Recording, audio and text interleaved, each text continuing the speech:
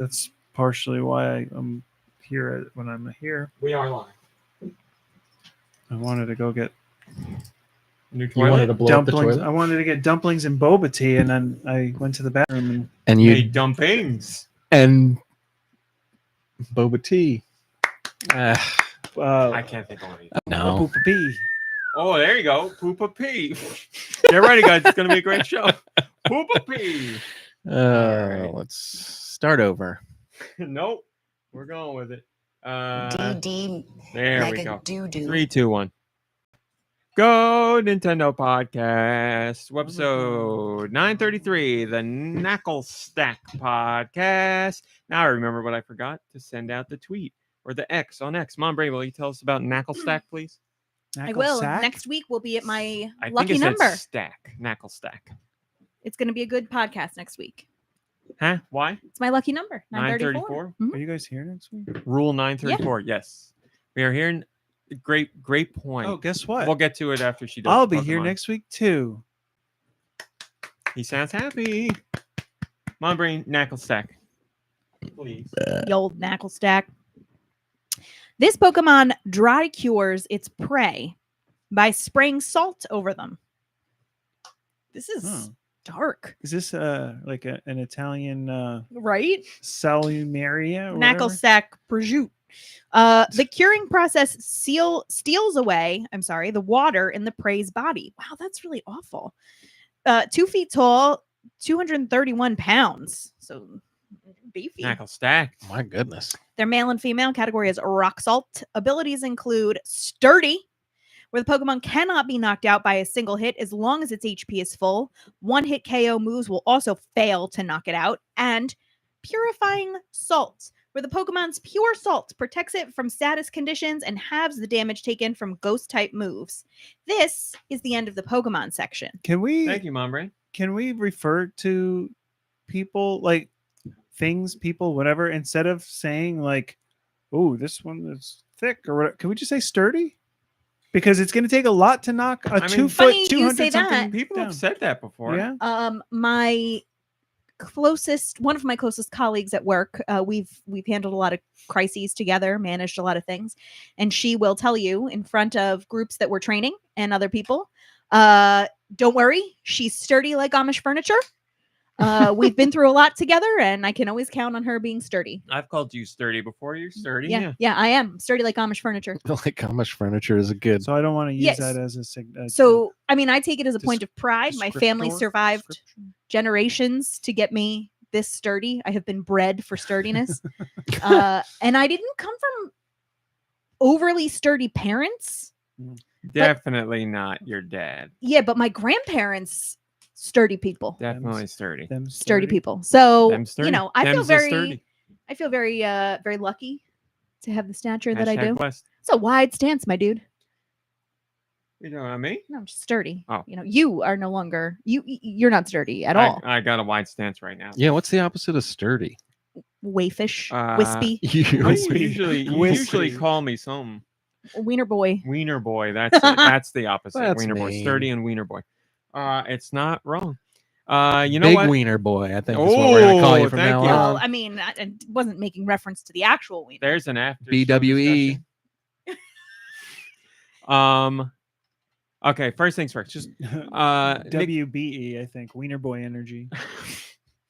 Nicky Hill said he will be here next week, and then asked if we will be here. We will be here next week, but the week after, Will you we're wear gonna lace? have I to thought do that- the I thought that show too. early. We're gonna have to do it Friday because we are going on our Friday, usual annual trip Friday. to North Carolina. So Well, I don't know. there will be an adjustment that week. Well, I'll get you the specifics later, but It's usual.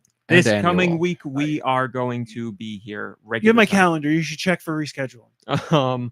There was something else. I don't remember. Mom Brain, how are you? I'm great, but I do have to excuse myself early. I somehow managed to schedule a haircut for 4:15 on a Saturday. I Episode apologize. 933 schedules a haircut right smack dab in the middle of the podcast. Yeah, I must have thought it was a Friday. I don't know. Man, Are you going to make it back for the people to see your haircut by the end of the show? Probably it's- not. Probably they're pretty quick. These haircut. More You have It's when you get no hair idea. color that it takes a more long time. importantly, are you going to be back for music? I should be. And a question? I'm gonna say no. I'm gonna say no. I hope I I'm mean, wrong. it's But every time she's like, I'm going to get my haircut, I want to say it's like 2+ hours. Perfect. No, It's takes also when she said she's Listen. going to meet the milkman and the mailman, and I don't know what she's doing Very at these curious. places, but it takes Mail- over 2 hours. Mailman. Mail Very woman. Curious. Mail Um, carrier. Bi curious. these things take time. They do. You get there. I wouldn't know. Despite Don't have having hair, I despite wouldn't know. having an appointment, you got to sit there for a minute. She never makes me wait. Never. She's wonderful. And she Oh, actually You're not helping yourself. she may actually text me early. Sometimes she does. She'll be like, "Hey, we're ready if you want to come early." Nice. Oh, I bet she's ready. Is it I'm all far? warmed up. No, it's in town. Not this town, but the other town. Nikki Hill is here. Hi. How are you doing, Nikki? Yeah. I'm in a mood. So let's move Nice. on. Moving Yeah, on. me and you. Care you're in a to- mood? Oh my God! Before you showed up, I was so mean. The heat got coffee's to him. helping. The heat got to him. I'm angry and hungry, but I'm not hangry. Are you hungry? yeah. I'm just I can't even do it. I can't There's nothing. Deux is here. How are you doing? Cuckoo. I'm doing better. I'm doing better now that I'm drinking some coffee. Delightful mom brain style coffee. Oh yes. Oh, look I at both gotta of us talk with about our that flowers on our shirts. breakfast. Yes, there was. We're really the two bad moods over here are really trying to like 3 beautiful flowers. blooms I on don't have any yours. flowers. I could show you my rosebud if you want. 4 I'm beautiful here. Hi. blooms. Josh is here. Josh Grobot, my friend. How are you doing on this lovely You're Saturday? sweaty. Sweaty. It's a hot day out there, Josh. I get it. Hell yeah. Hell yeah, buddy. A big hello to my fans. George is here, of course. George, how are you? I've been better. Oh, I what's got- up? I got a line to pick with everyone today. Let me tell you, it's Oh. too hot. George, you need a flower on your shirt. I need flowers. I need it to be cooler. And I think apparently you need a cup of coffee because that seems to do the trick. George, do limes count as flowers? Yes. The blue? So I'm doing fine, actually. Thanks for pointing that out. I love the. I don't know why his the- voice changed this week for some I reason. love the emphasis on the yes and then right He's into a got country allergies. accent. Yeah. yeah. Boy, howdy. And let me say hello to Burning Cheese and Fachi and SD and Radical Defect, Steve Irwin and Highland Tom William, Backseat Studios, Nico Darunia, the Super Sanchez, William. We got Red Souza, Ice, Dilbert, Roth, Thrillmo. Boy, I didn't tweet this thing out today, and we got a star-studded podcast room. Thanks for joining us, everybody. First things first. It seems like there's a lot of people who know when the podcast is and they schedule around it. So that's a dig at her. Whoa. Yeah. Back to At the old who? rivalry. At me. Not me. No, I said Oh, at who? Yeah, I was talking about you, Josh. Mom Brain made a wonderful breakfast today. I had seen that Cracker Barrel has taco pancakes, which is like a pancake with egg in it and okay. bacon and All right. Okay. But curled up like a Cheese taco shell. served like a taco. Yeah, curled Mm. up in like, the taco holder. So I was like, that sounds great. It was like 1,000 calories. I was like, oh, it's 1,000 calories for 2 of them. And Mom Brain was like, well, I can try making them. And she made them today. Mm. It was the best, one of the best things I've ever eaten. And it was the best thing Mom Brain ever made, without a And doubt. It was Lower calorie. vegetarian bacon. Hmm So, So tasteless. Kidding. No, it was bacon. It's like fake bacon bits. Oh, yeah, I'm kidding. And Sorry. They do a good job, actually. Usually, vegetarian bacon is pretty because it's just smoky and salty, which are pretty Yeah. easy to replicate. Like the people that make bacon using what carrots or whatever. I've done the right? coconut Or no, no, bacon. high tension No, vision. banana peels. Ooh. Those maniacs. What? What's wrong with these people? They- I've been they slipping like- on these for years. I could have been having bacon. Yeah, they you basically scrape out all the banana Mhm. gunk from the inside of it. Ah, and yes, then, I saw they somebody soak do it that. and season the heck You're out of right. it with Yeah. smoky flavoring, Mm. and then they're like, SD says from a "It's bacon not plant. Yeah. bacon, but it I could taste. And it's just like, Yeah. Now I know why those monkeys have been Yeah. loving it. That's it. They taste the bacon. It was regular eggs and regular pancakes and Regs? low calorie syrup. But holy and one craft single. But holy crap, was it good? It was Sounds good. unbelievable. It was really really good. I want to compare it to Cracker Barrel, but still it was amazing. The other thing, yes, Nicky Hill's shirt is from The Simpsons, and yes, you are correct, Thrillmo. It is from when Homer was overweight. That was the moo he was wearing. So Yeah. you are correct. Oh, it's raspberry. There was another thing. Vachi got Monster Hunter Rise. I got myself a Palico. 10 high. I got myself Palico plush. Just wanted to make sure that's what it was. Looks like something you could sleep with at night. Rest your head down on that sucker. That's what I use the Yoda Squishmallow for. There was something else. It's gone. It's gone. Hi, Cabbage Dealer. Good to see you. Have any of the crew played Outer Wilds? It's such an amazing game. I don't ever tear up playing games, but this one really got me in the end. No spoilers for them if they haven't played it though. It's been on my list of ones to play for a very long time.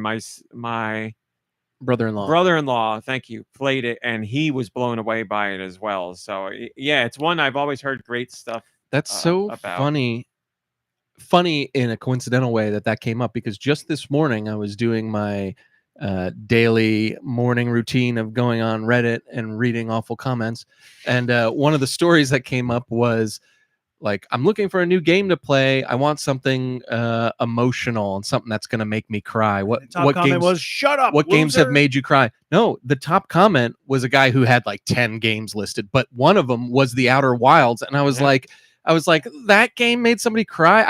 I obviously know nothing about the game, because like from what I know, I was like, I didn't know there was even a story in this game. And like a couple of people in the thread mentioned the Outer Wilds, and I was like not curious enough to like look into the game at all, but just that made me curious. And then now that it's popping up here in my real world chat, what a coincidence. Yeah, I whenever I hear about the game, that's what I hear. People say it's very emotional and they've had an emotional Interesting. experience playing it. So Because, yeah. Hi Darmani, good to see. Who would have It's thought like a Deux role would have been reversal wrong where about there's, something? like, basically there's dogs inside the house and they let you out and then they lock the door and like they leave you out, and so The Outer that's- Wilds. It's about, like, as far as I know, it's about space travel to other planets. And the But you dogs have on to- those you you planets have to kick go you to other out. planets because our dog overlords on this planet locked us out. Well, we've seen this Like is that a Rick and dated Morty reference, but that's what I was going to episode. say. The Rick and Morty The Rick and episode Morty, from yeah. season Snowball, one. So. because my fur is fluffy and white. All right. I only have two quick things, I think, before I get to the Patreon stuff. Let's see what I got in here. Oh, yes. Mom Brain. What? It's funny. A couple weeks ago, do you remember It's a good talking thing to you me? brought this up now because she has to leave. That's soon. right. About spam emails. Who I got emails from back in the day. Poop diarrhea and hoagie sandwich. Poop diarrhea and hoagie sandwich. We've talked Yeah. about it on the Oh, how podcast are they before. doing? Did they reach out I to you? don't know. They did not reach out to me, but someone else did. Mom Brain, I'll show you the email and you can read the name. Poop diarrhea? Or no, it was a poop diarrhea and hoagie sandwich. So it was hoagie diarrhea.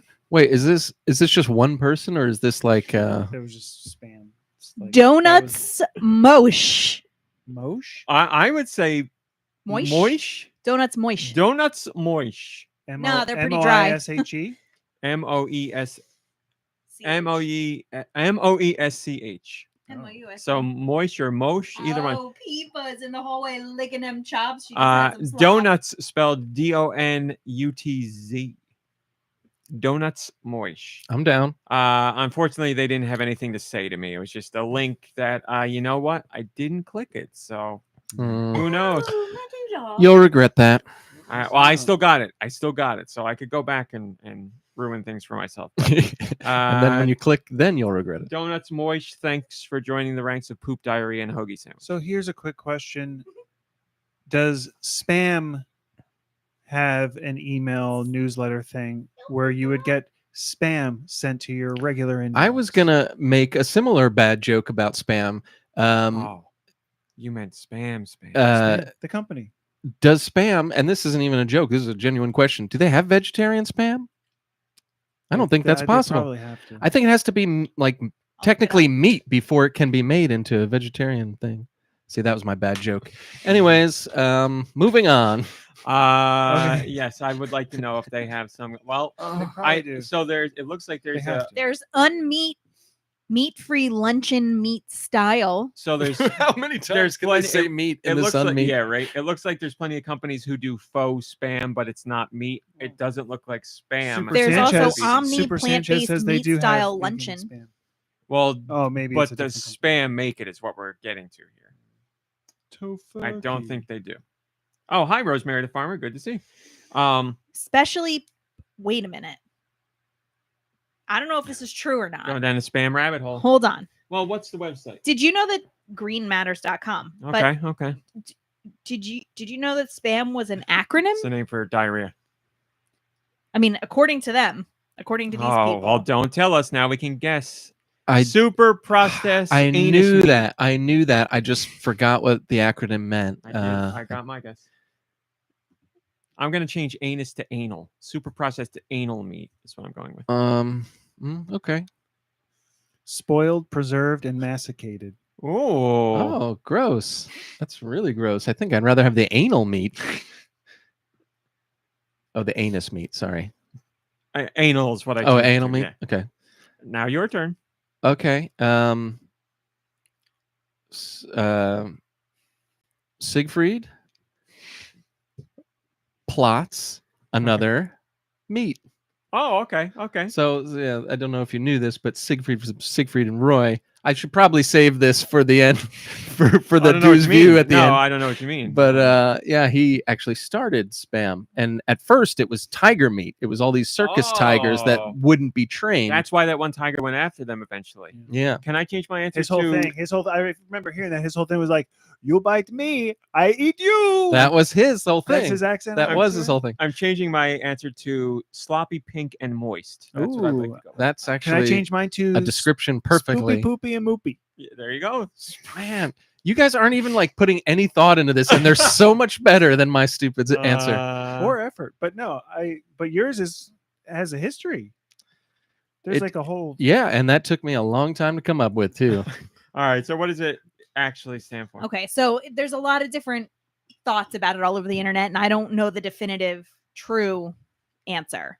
But It's not going to be an acronym. some Is it people, something about the military? It's going to be what do they call us? It's a fancy. Don't ruin it for me. It's a fancy word. I want to say it's French. It's cramming two words together. Oh yeah, you do know what that's called? Yeah. Let me think of it. I do know. Come on.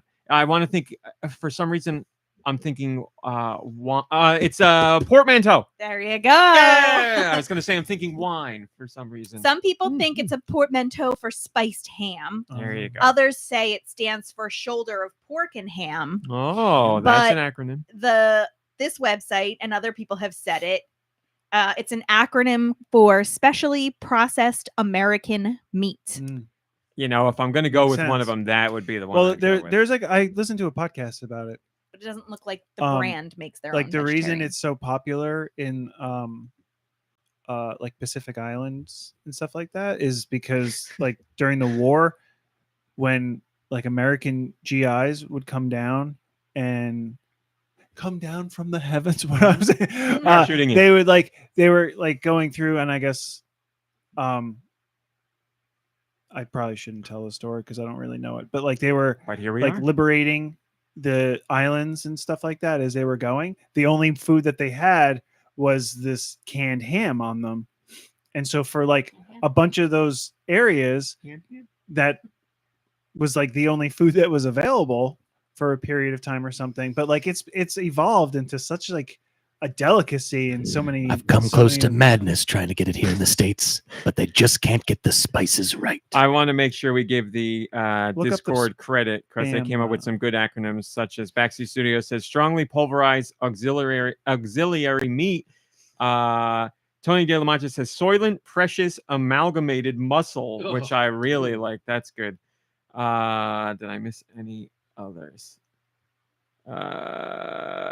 No, but I've never. Something practically something- almost meat. Oh, says Tentavision. that's good. That's good. Have any of you? I've never had spam. Have you guys had spam? Oh yeah.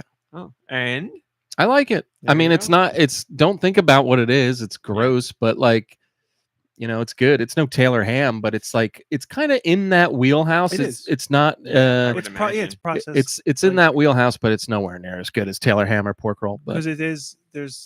I think it is spiced, but then there's a lot of other flavor. Like They there's make a ton of flavors. Yeah, they have It's a whole like- bunch. It's like the Funko Pop of the food world. Oh, so they were going the Oreo route long before Oreo did it. Oh yeah, I guess so. Oreo is all about the different flavors. Maybe now they need to lend or go in that direction, just like really branch out with their flavors. Rosemary So the farmer says H Mart has about 10 flavors to choose from next time you go. we should look just to be nosy. I don't eat meat anymore, but No I would like worries. to see what they're doing. No meat in there. well, you and- can buy one and just put it on the shelf. I can in smell here. it too. That's it. Let's Thrilmo- start a spam collection. Yes. Thrilmo Start a spam says- collection. Every Sloppy can you pork buy. and meniscus. There you go. That's a good one too. Goodness. One other topic before Patreon. I think I mentioned this last week on the podcast. I don't remember anything anymore. I talked about the McDonald's Jujutsu Kaisen collaboration. You did. Mom Brain was nice enough to score me some of those packets. She got 6 of them, but I only got 3 that were different. The others were duplicates of a character. But I wrote about it on Patreon because I was talking about collaborations and like that kind of stuff and why I'm into it, blah, blah, blah, blah, blah. But I said on the podcast that I would actually try the sauce because I haven't tried it. So I will try one of the duplicates. If anybody else wants to try, So you're there's- welcome how to. many Oh wait, flavors I'm are there? sorry. Maybe I wasn't listening last week. It's not action figures. It's sauce. It is special sauce packets themed for Jujutsu Kaisen. It's Wow. called special grade garlic sauce. Yes. And That's so they only have one sauce, but they have 8 different characters on the package. The way you started saying garlic, I thought you were going to say garbage, and it was just. Do you want me special to go get grade like a garbage roll sauce. and cut it into like dippers? I mean, I don't need a big dipper. I'm not going to Are try you it. going to try it? Are you going to try it? No, Just I'm drink okay it. not Try trying. Drink it. it. Okay. Get well, it- that's get- get the man a I got straw. myself- I got myself a little spoonie. Oh. So special grade garlic sauce. And for those curious, my package has Itadori on it, but I had multiple Itadoris, so it's just garlic sauce. So Itadori, Woo! Itadori has one flavor, and then Goju All the has same flavor. one. Oh, it's all all, the same, they just have this. different. Oh, I Yeah, can gotcha. smell it. it is pungent. Wow. Whoa. Probably tastes good on a nugget. Get it up into the. Oh, Get those top notes. it's good. You like it? It is good. Yeah, that's good. I don't know Oh, what. What would Did you you dip read the in there? ingredients? That's what I was Fries? just gonna say. I maybe, guess or- fries. Yeah. Did you read the ingredients? It's 100% meat. That little spoonful was 1,000 calories. It by the way. is. Yeah, right. And enough sodium. The to number sink a one battleship. ingredient is water. Water, corn syrup, sugar, soy sauce, Salt water. soybean, and then a whole bunch of vinegar. Fish garlic. and chips and vinegar. Oh, there's garlic in there. Yeah. You know what? You might put that on a baked potato. Yeah. Put your finger in there. Yeah, come on. Just a little bit. You know, it's just a probably little good. bit. It's probably good on like ice cream. Oh, man. Yeesh. It's pungent, but I like it. Oh, she likes it. It's all right. Say a scale of 1 to 10. I'm gonna go. It's all right. Like, 6. I mean, it's all right. I'm gonna take this out of the room so it doesn't stink up the room. I would give it You a want me to do it? sure. I don't know what I would dip into it, Your or I wiener. don't know what it would put Big it on. wieners. small wieners. Man, I'll give it a 7.5, but it's very strong. You don't need a lot of it. But there you go, special grade garlic sauce. Thank you, McDonald's. All right, let's move on to Patreon. As you guys know, I have a Patreon, and Mom Brain, you can join the For Patreon. $1. Thank you, Mom Brain. What did I write about on Patreon this week? Let me tell you. You didn't know? I started off talking about Money in the Bank because last week's podcast was the day of Money in the Bank, but I hadn't seen it yet because it didn't start yet. Now I did. Overall, it was a very good premium live event, but the women's Money in the Bank ladder match was not just, in my opinion, one of the best Money in the Bank ladder matches for women. It was one of the best ones in general. And Mom Brain, I think you would agree with me on that. Yeah, The they women did a fantastic went job. all out. Yeah, they Now, the nature of the beast with a ladder match, sometimes things don't go as planned. So there were a couple spots that didn't work out as they wanted them to, but by and large, everything went off as they were planning it. But as they call it in the wrestling industry, the bumps that these ladies took were insane. They They do were drugs doing now? things I've never seen any people do in ladder matches, and they were like high risk, ridiculously like scary moves to the point where like even Mom Brain was like, "Oh my god, they're gonna kill themselves." I closed my eyes for a couple of the spots. Those matches are crazy. They are insane. And Triple H was doing a press conference afterwards. It's And he's crazy. like, Well, what's crazy to me is that nobody knows how to use a ladder. you know, with Triple H being in charge, it's clear that he's given them the direction of like, you can go up the ladder like, you know, a bit faster. So they're doing that, and people like rush up quickly to stop them. They still have their moments where, you know, like I'm beaten up and I climb up slowly and all that, but it is better paced. And instead of going up like those last two rungs, they try to reach for Yes, it. I'm like, yes. Yeah, so like the way they make that a little bit better is like they'll do that and they'll like look down and see that somebody's climbing up a ladder next to them, and they'll try and like grab for the briefcase then as they're getting grabbed in the leg. So still, you know, you got to suspend your disbelief, but a little bit better. But yeah, they were doing some crazy stuff, and the if you have Peacock, even if you don't watch wrestling, I suggest you go watch that one match because it was 20 plus minutes of insanity with a major move at the end from Chelsea Green that, I mean, it doesn't matter if I spoil it.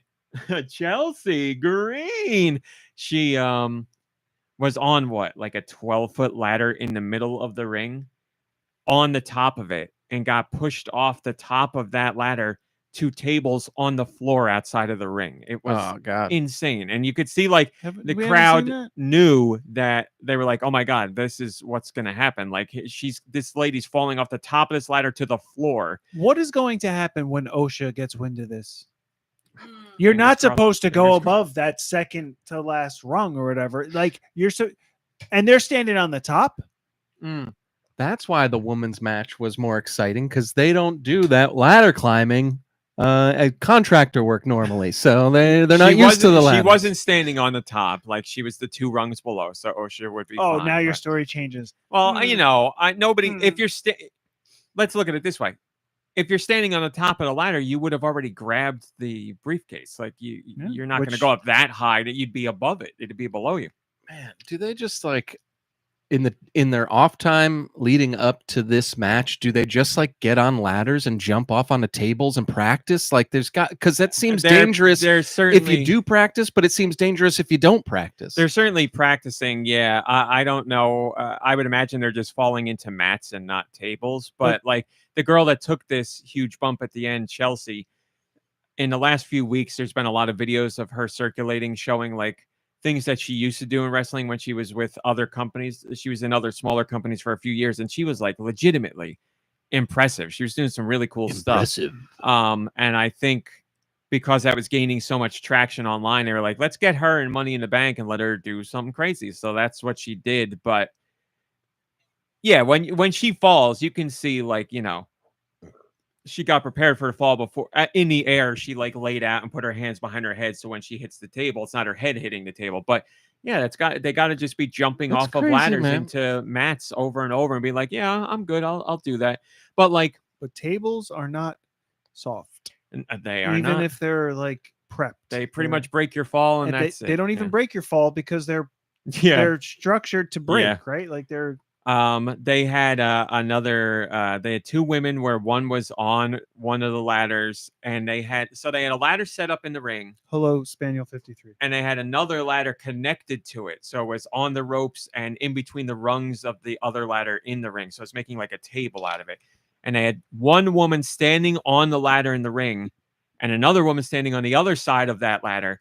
And she jumped and flipped over her and like power bombed her through the ladder on like the one that was resting in between. and it was, her head cracks on the ladder and they both fall to the ground. And I was like, I don't understand. It's going to hurt. It's going to hurt no matter what. But like I was saying, Triple H did the press conference later and he's like, everybody is very bruised and banged up, but he's like, thankfully no one broke anything. And he's like, so we're happy about that. But he was saying, like, we all hold our breath during these matches because, this is crazier than what we usually do every week. And People are falling from heights and through ladders and did he tables. also say, it's still real to me, damn it? No, he did not say that. But during the press conference, somebody was like, there was a botch in the guy's main event. Bosch was there? And it was unfortunate because it was a really good match. But of course, when a botch happens, that's going to be the only thing people talk about. And long story short, the ref didn't count. The ref should have counted the 3 and he didn't. He forgot. And everybody's like, was it on the wrestler? Was it on the ref? Was there a miscue behind the scenes? What happened? And Triple H was asked about it at the press conference. And he's like, I'm going to give you my Triple H answer. And he said, the ref's decision is final. I don't know what the ref saw. You guys don't know what the ref saw. He was like, he's got a perspective in the ring that we can't see. So I'm going to have to talk to him. And then he's like, okay, now back to like my actual person. So I like that he for a second was like, I'm going to give a in character answer to this because obviously something screwed up, but storyline wise, here's what we're going to say. And then he said, the real answer is I should have had Lil Nate in there. It was a big enough. Right. It was a big enough. It wasn't fight, Lil Nate, right? and it should have been Lil Nate. Lil Nate was there that night. What match was he doing though? I don't remember. I don't either. He was there, but yes, he did not call that match, or he wasn't reffing that match. Did he give a real answer afterwards? No, he didn't. They don't get into the specifics of like his real answer was, it's a shame that happened. Everybody put on a great performance, and like he was like our champ. Like he's like, I love watching him. He does a great job, and he was like, it's just sad that these guys went out there for a half hour and did all this crazy stuff, and then like everybody's just going to talk about that one moment. But he's like, he's like, it is what it is. That's how people react. You give them all great stuff, and they look at the one negative. And he's like, I hope Damian Priest, the champ, he's like, he said, I hope Damian doesn't fixate on that. He's like, I want to go behind the scenes right now and take his phone away and be like, just give it a day. Don't look at anything that's going on. No screen time. Wait, take his phone away. Lock him up. It was get back, get practicing. It was the wrestler's fault, not the refs. You think? It's still unclear. It seems like, from what I've read, I would have put money on it being production's mistake, because what happened was Drew McIntyre came out and cashed in his Money in the Bank. I thought what was, who gets that money, by the way? Triple H now. He's leading the company. I thought the mistake was Drew was supposed to come out and the ref's count would have been stopped by Drew's music playing, because the ref would have looked over and that would have stopped it. Apparently that wasn't the case. My understanding is the ref just had a miscue and didn't do what he was supposed to do, and that's what screwed it up. So my understanding was it was the ref's mistake, not the wrestler's mistake. But Triple H takes an approach of like, what exactly stuff happens. Well, and he knows. Would have been like, what you're gone. Happened? He didn't count? He should have, yes. No matter what happens, as a ref, you are supposed to call it as if you're actually the ref. So the ref should have done the count, and that should have been it. Because like we see it happen so many times where they don't count for whatever. Yeah, the ref reason. obviously knows when he's supposed to count, but if there is a situation in the ring where somebody legit gets knocked out or whatever, something happens. Somebody got really hurt, and you. No. I'm saying the ref is, at the end of the day, supposed to call it like it's a legitimate match. So if something happens that is unplanned, it's not legitimate. Jesus. Let me give you the Triple H answer. No. So if something happens, the ref is supposed to count the 1, 2, 3. That's it. And they'll figure it out storyline wise later. Oh, and I'm sorry if you said this, but Drew McIntyre came out a little late, or the music didn't cue. That's what it seemed like, but that wasn't the case. The ref. So my understanding is the ref made the mistake. So then what should have happened was the ref should have counted 1, 2, 3. Damian would have retained the belt, which is what happened anyway. And then Drew McIntyre would have cashed in, his music would have played, and he would have came out. So all of that makes sense. So it does seem like the ref made the mistake of pulling his count when he shouldn't have. So it all makes sense. So we need Lil Nate to be the ref of the refs. I mean, it might get crowded in there, but like to have like one ref like Hey, watching the other watching the other refs ref. and Money making in, sure Money that- in the Bank ladder matches have like 6 refs out there, so you can have one of them watching the Yeah. other refs. Yes, Yeah. one counting for that ref counting. So it's like 1, 1, 2, 2. I mean, That wouldn't be confusing at all. It's wrestling. Way dumber stuff has happened before. So, but anyway, if you want to read more thoughts about that, it's on Patreon. I also talked about first RPGs. What were the first RPGs people played? I've told a story before about how my first RPG experience was Final Fantasy Legend 2 on the Game Boy when my cousin asked me, how do I play this game? Because I have no idea. And I picked it up and it's like, I know video games. And I was like, I've never seen a game like this in my life. What do you mean you fight with words? So I got more into that. I said my first, my first real RPG was Super Mario RPG because I had like an Super existential Mario crisis at the time RPG. because Nintendo announced they were doing an RPG with Mario. And I was like, I'm a Nintendo fan. I can't not play a Mario game, but what am I going to do? Like, And I bet you were happy that you played it. I was very nervous, but yeah, I was very happy I played it, but I did not buy it or ask for it. Like I rented it because I was so nervous of nervous Did you about beat it RPGs. and did you have to rent it a couple of times? I or- kept it like way overdue. Yeah, we kept it like 2 but weeks you overdue. but you had no problem playing it and you enjoyed it. Do you I remember? had that? problems. I enjoyed it, but I had problems. I never felt like I Was really totally in got control. what was going on. So yeah, after I beat that, I wasn't like time to play RPGs. I was like, I have confirmed why I was I'm scared. still I'm a saying Nintendo why- fan. Darn it! Yeah, I was like, I did it. And then, like Mario and Luigi series came along and I was like, oh no, we're doing and Paper Mario. I was like, what's going on? But those are all great, and you like I those. played them all and I liked them, but they never gave me the confidence of now That's I can go into interesting. regular RPGs. So like the first, again, I played Final Fantasy VII back in the day and that scared the crap out of me. And I had a lot of trouble with that. That was my first. But I made it experience. through and I was still scared. Like everything just made me more scared. You were So- thinking maybe Spicy, Too specy for me. My first real RPG that I took on my own and that like opened the door to RPGs for me was Earthbound. Like that was the first real one where like That was with Final pretty Fantasy recent. VII, I was like, you remember back then, it was like you cannot miss this game. Like everyone is talking about this game. There were Yeah. 2 games at that time that came out roughly the same time, GoldenEye and Final Fantasy VII, and everybody was talking about both of those. And I was like, I have to play it. Again, too scared to buy it. I remember being at the store at Babbage's and looking at GoldenEye and Final Fantasy VII, and I had enough money to buy one of them. And I was like, I can't buy an RPG. Like, I don't know what I'm doing in this. But I'm like, but everybody's talking about it. And I was like, I'll go GoldenEye because it's multiplayer and I can play with friends. So a great decision no matter what. But yeah, I borrowed Final Fantasy VII from Jared Susney, of all people. And that's how I played it through him. And he had the guide, and he's like, "You want the guide?" And I was still too prideful then. And I'm like, "Nope, Good I'm for you. gonna do it." Good And for I you. remember every hour of that game, I was like, "Oh, I wish I had that guide. I don't know what's going on here." Would I you have remember- used it? You think? I may have turned to it a few times because I remember when they first started talking about like equipping materia and all that. I was like, "What's going on? I don't understand any of this." But yeah, I made it through. I made it through it. But again, I didn't understand still didn't it continue at with all. RPGs on with that Earthbound. So just a few years ago was the one where I was like, "This game was amazing. It's a shame I waited so long to play this. I really got to break out of my shell of not playing RPGs." And then I went on to Mother 3 and I went on to Chrono Trigger and I went on to just RPGs in general. So yeah, that was the breakthrough for me And that was pretty recent, fairly recent. like 3 years ago. Yeah. And I'm very happy I did it. So I talked to people about their first RPGs and there were some really interesting answers in there. I also talked about, which I heard was coming this week and it turned out to be true, the debut trailer for Agatha All Along because as That you was guys, this week that came out. it What a looks long week. good. as you guys know, I'm a huge WandaVision fan, and Agatha All Along is going to continue at least some of WandaVision because it's all about Agatha.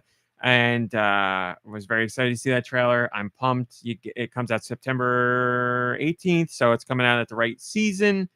2 episodes on the at the premiere. I don't know how many episodes the show is in general, but yes, I'm very excited. I had a conversation on Hopefully, Patreon. it's enough to last until Halloween. Otherwise, it's too soon. I'm sure it will be. Yeah, I'm guessing it will be. It'll probably be a Why not? 6 or 7 episode what's show, and that'll happening take you there. for Halloween? No, It's it a won't. spooky show. So No. Oh, somebody on Patreon. You know, witches, they're women. They have to be relegated to 1 month out of the Spookiness. year. you know? Somebody on Patreon was talking in this post about Catherine Hahn, saying they were like, I know you guys on the podcast talk about your main men list, and I don't know if that includes women Catherine and Hahn men. mentioned? she's on your list, isn't she? But they were saying that if they had a main man list, Catherine Hahn would be on there. And I was like, I'm right there with you. I love Catherine I Hahn. thought she was So on your list, actually. she's part of my list. Yeah, definitely. I really do love her. I said, if I hear she's in something, I will at least. What is happening? Oh, gotta go. I'll at least check it out. I think she's great. So, She can do it all, too. She can do comedy and Yep. drama and all that stuff. yep. Do they have an opening? Was that your? No, hairdresser it's says? 4:15. I think it was just a I don't know if I reminder. said hi to Drake, but hi, I Drake. was afraid I'd forget. So, Um, Agatha all I shall along. return. No big surprise. You won't there. recognize me, though. Drive safely. Have a nice Oh. time. Should I leave this? The one, retinal or- scanner will still let you in. Your computer's not going to do anything. Yeah, you might as well Mm, shut it down. You can bestow that upon. If whomever. you want to, you can flip that sucker around and take it. It's up to you. Drive safely. I will. So yeah, Have Agatha all fun. along, very excited about that. I'm gonna save that one for last. What? It was so quick. Sorry, you've been Oh saying my the gosh, you name look very great. Who's quickly. What's the name of the show? Agatha all along, All Along. Yeah. Okay. because that is the I thought- song that where she revealed her intentions in WandaVision. Okay. Thank you for the explanation. was I like, thought yeah. I think they changed the title a couple That's times, what right? they did because they said the title like over a year ago, and then they said they changed the title, and then they changed the title, and then they changed the title. So it was all a joke all along because the title was Agatha all along. Beautiful. So makes sense with But the song, makes sense with the show. Makes was sense this with the also character. supposed to release a while ago and it keeps getting like held up or No. pushed back? No, that's Blade Everything else. well, Blade is one. The Captain America one. the Captain America movie, yes, but now that we got trailer our just official. came out. Yes, yeah. that trailer Or came out. teaser. Yeah, I heard those two were coming out this week, and it ended up being true. So I'm in heaven. There's something else I'm forgetting. It's Vision Quest is the one that keeps getting pushed back, as far as MCU TV shows go, which bothers me because I'm a big fan of Vision. But whatever. So yeah, that's later this year. I'm gonna skip that. I did a post about music in games that Music. hits you out of nowhere, where you're just like, Music. "Wow, this song is something else." This is. I gotta like tiptoe. I'm gonna be honest. I'm gonna be very blunt. This is so dumb, Oh, but I cannot. So, Teenage Mutant Ninja Turtles: Splintered Fate is coming out on Switch. I hope Splinter lives. This week, and I am playing a review copy, but I can't talk about it, and that's. I appreciate the review copy so much. Thank you. If the company's listening, I really do appreciate it. The embargo, I think, you can do whatever you want. I believe the embargo is kind of silly because you can play the game on iOS right now. You can play it on Apple Arcade. But I can't talk about it because I'm playing it on Switch. So, like, if I played the iOS version, I could talk about it, but I haven't played the iOS version. But I could pretend that I played the iOS version, but that I have an ethical issue with that, so I wouldn't do that. Is there? I guess you can't talk about it.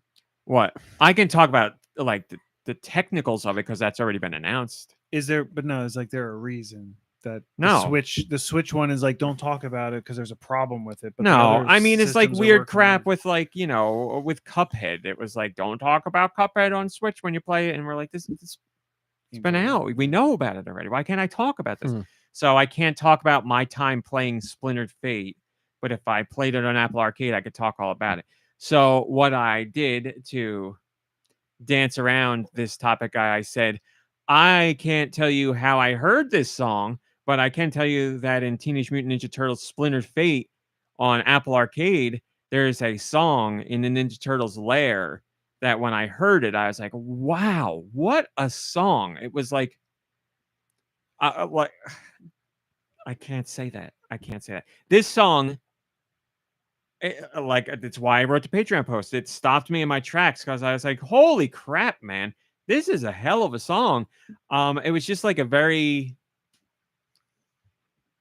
It's not like, oh yeah, this is a banger or something like that. It was just a song that fit the mood and the vibe of what's going on so perfectly that I was like, I hope can it's only from think of a their- pun that I was shell I hope shocked. it's a track from their out of their shells 80s It Pizza is Hut not, tour. Damn. But I will tell you, since I've listened to the Apple Arcade version of the soundtrack, and that's what I'm talking about. There is one song in the soundtrack that has a riff that definitely relates to that. Oh, really? Without a doubt. They have a couple songs in there that have For riffs them. throughout Turtle history where you hear a little bit of a piece of a song where you're like, that's a Turtle song. So Is it Is Pizza this- Power? there is something in there. No. TURTLE power. I'll have to play it for you later. But Is this the game that you were saying the other day is like Hades as far as gameplay kind of I thing? cannot stress enough, based on only the press release, of course, how much this is like Hades. No, Yes. I saw Okay. either a trailer or an Trailers. article. Maybe I saw an article somewhere, This is Hades with a That- turtle skin. Yes. and it's co-op, right? Somebody just said it here. Co-op, 4-player, online Freddie or Fro local said it. co-op. Yeah. Freddie Fro said it's co-op Hades. Yes, it's co-op Hades. Plays just like Hades. I'm gonna have to check this out. Based on the trailer and the fact sheet. But yeah, this song, it was phenomenal, and it like I said, it fits the vibe of what's going on. It fits the I can't say anything else. It's a scene where they're eating pizza, and the song is. That's it. It brought a tear to my eye. In the Patreon post, I put the song specifically because on YouTube, if you go, you can listen to the whole soundtrack, but it's in 2 parts. I got just the song I was talking about, put that in the Patreon post so you could go hear it. It's full of like, it's just got like melancholy and like wistful reverbed guitars. And it's such a cool song. I listened to it on loop for a really long time while I was working. It just fits so well. But it's an awesome song. And I was talking to people about what are songs in games that you have heard where you're like, oh man, like this, I wasn't expecting anything like this. And I wouldn't, this might be a me thing, but it's probably from us growing up in our childhood. There were licensed games, and yes, there were good to great licensed games. Like Capcom put out a lot of great licensed games, but there were way more very bad licensed games. And those games in particular, while they had bad gameplay, also had very bad music. So whenever I see a licensed game that has good music, it impresses me more because I'm not expecting it at all. I'm like, oh man, they actually went all out on this. So I got to look up the composer because I'd love to talk to him. I would love to know like them. I don't know who it is.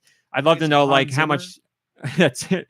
I'd love to know how much they knew about the game going into their composition because like, again, it fits what's going on so well. I want to be like, what did you know? And they're going to be like, they told me Turtles game and I was in the sewers and I made a song. Or did they actually know more about the setting and the storyline? I'd be very curious to know, but great song. So people were talking about that, or people are talking about their songs from games. And you can go hear the song on the Patreon post or YouTube, but there were so many comments about songs that I 100% agreed with what people were saying. Again, if you leave a comment within the first 24 hours, I read it and I respond. So this one had a good amount of comments on it. I don't remember who said what. My apologies, but people brought But up if you answer great tunes. after the first 24 hours, you're too slow. It's true. I can't keep going back through the old posts, and I know that sounds horrible, but I try. It is horrible that one man who's running a website and posting on Patreon and doing all this and doing all that and writing for beardmen. No more. co.uk I'm gonna see if that's a website. can't put Well, more I time feel towards bad. responding to He tons of people. It's just like with games. He doesn't replay games. He's never going to go back and replay a game he's played already. He's not going to go back and Not taken. Ooh, Beardmen.co.uk open right now. time to start anew. Like I feel extra bad because it's Patreon. People are paying, so it's not like But I don't get notifications for every comment that I get, so I'd have to go I'd have to draw the line somewhere. Like, am I going to go every time I go to Patreon and spend an hour just going back through the last 15 posts that I did? But I make it very clear. If you post within 24 hours, if you post within when I go to make my next Patreon post, I always first go in and read all the comments and reply to every single one. So that's what that is I think that's an a good cutoff. explanation that I really appreciate. I think that's a good cutoff. You gotta have boundaries. It's healthy. People were saying some really great songs that I totally agree with. Someone had said Koo's theme from Kirby's Dream Land 2, which I vividly remember hearing that when I was a kid. And I was like, this song is awesome. So I totally agree with that. Somebody brought up Magnetis, and I love that they brought that up because the composer of Magnetis, to this day, I will say, the composer of Magnetis did not get the amount of attention or credit he deserves for that unbelievable song he made for that puzzle game. Magnetis was a WiiWare puzzle game. I don't know if it went to anything else, but it was a good puzzle game. But this man composed for solo mode in Magnetis like an 11-minute magnum opus of a song. That's one of the greatest game songs I've ever heard. And the journey it takes you through, the person that left the comment was saying, like, you're going through the song and you're like, oh my God, this song hasn't looped yet. And then it just keeps going, but it doesn't get repetitive. And you're not like waiting for it. You're not like, all right, get it over with. You're like, this song just keeps getting more incredible. Magnetis, the solo theme, it's on YouTube. The official composer uploaded it on YouTube, but you can find some other channels there too.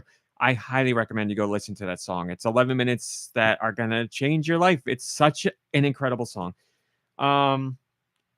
People were talking about Kirby in general. I know I mentioned Koo's theme, but I love Kirby music in general. There's so many great Kirby songs, and Kirby is another one of those franchises for me where I will hear a Kirby song and I'm like, yep, that's Kirby. I don't know. I couldn't explain what makes a Kirby song. Like a fast tempo and heroic, and I don't know, but when I hear a song from Kirby, it's just like, yep, I get it. And Kirby and the Forgotten Realm has a song in the second world. It's got a great soundtrack in general, but the second world, or the second level, it's called like Through the Tunnel or something. It's so quintessential Kirby. When I heard it when I was playing, it brought tears to my eyes. I was like, this is so Kirby. It's perfect. It's one of my favorite Kirby songs, and I love all of Kirby's soundtracks in general. I think they're phenomenal. But Through the Tunnel, if you don't know that song, go listen to that song. What an amazing track.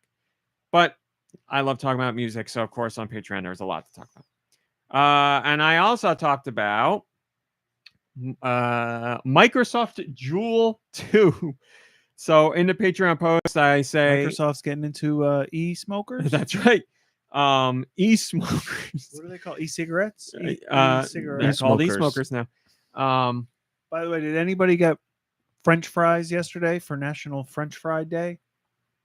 Nope, but I saw a commercial. I didn't even know it was National French Fry Day. Oh, You are a son of a gun. You know that? Why? Because he sent us video a commercial with Eric Wareheim doing the Friday I still thing. didn't watch it. You sent that, and I was like, "Oh, this is like." I wanted to really watch it because I was excited. But if I sent him $1 million, he'd open it. But I was working, and I was Don't like, say $1 million. That's right. I was working, and I was like, I want to make sure I save this for after I work, and then I completely forgot about it.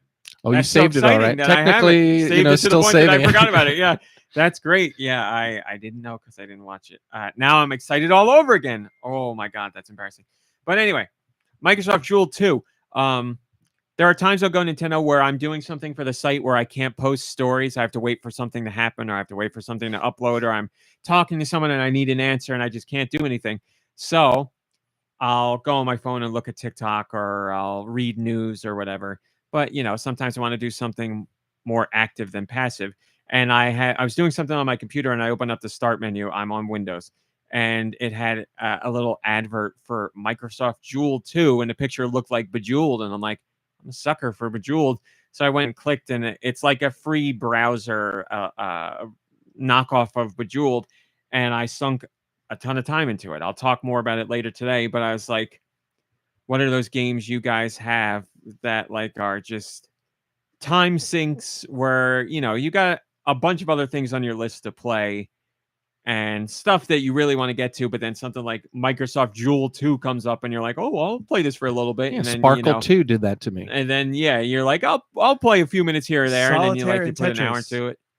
I finished. Also, it's July, and I haven't done anything with my life for the last 6 months because of Solitaire and Tetris. Well, last night I wrote this post, and then I was like, I'll play a little bit before I go to bed. And then I spent like another 40 minutes playing through it and like finished the whole game. And I was like, oh, there we go again.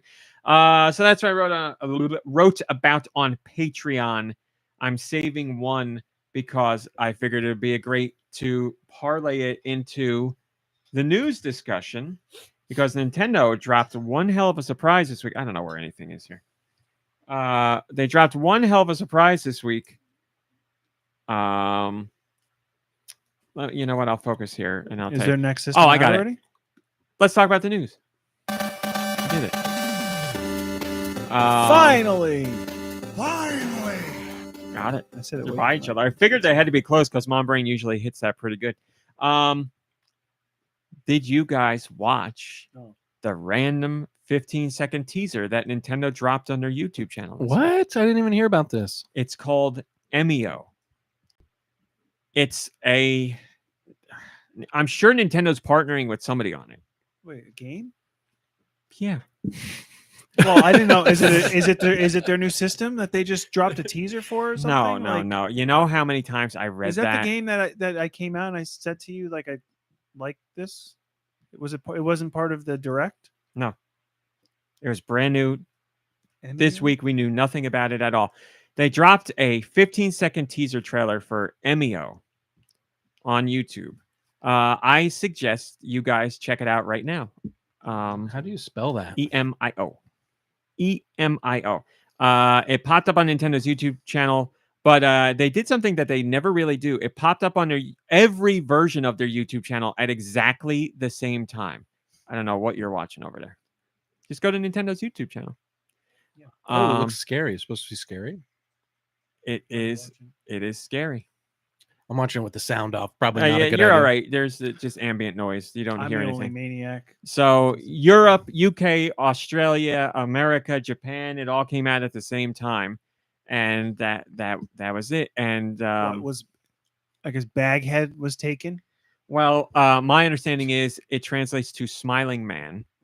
So Nintendo has been like, I think they're doing hashtag who is Emio or what is Emio, and hashtag who is the smiling man or something like that.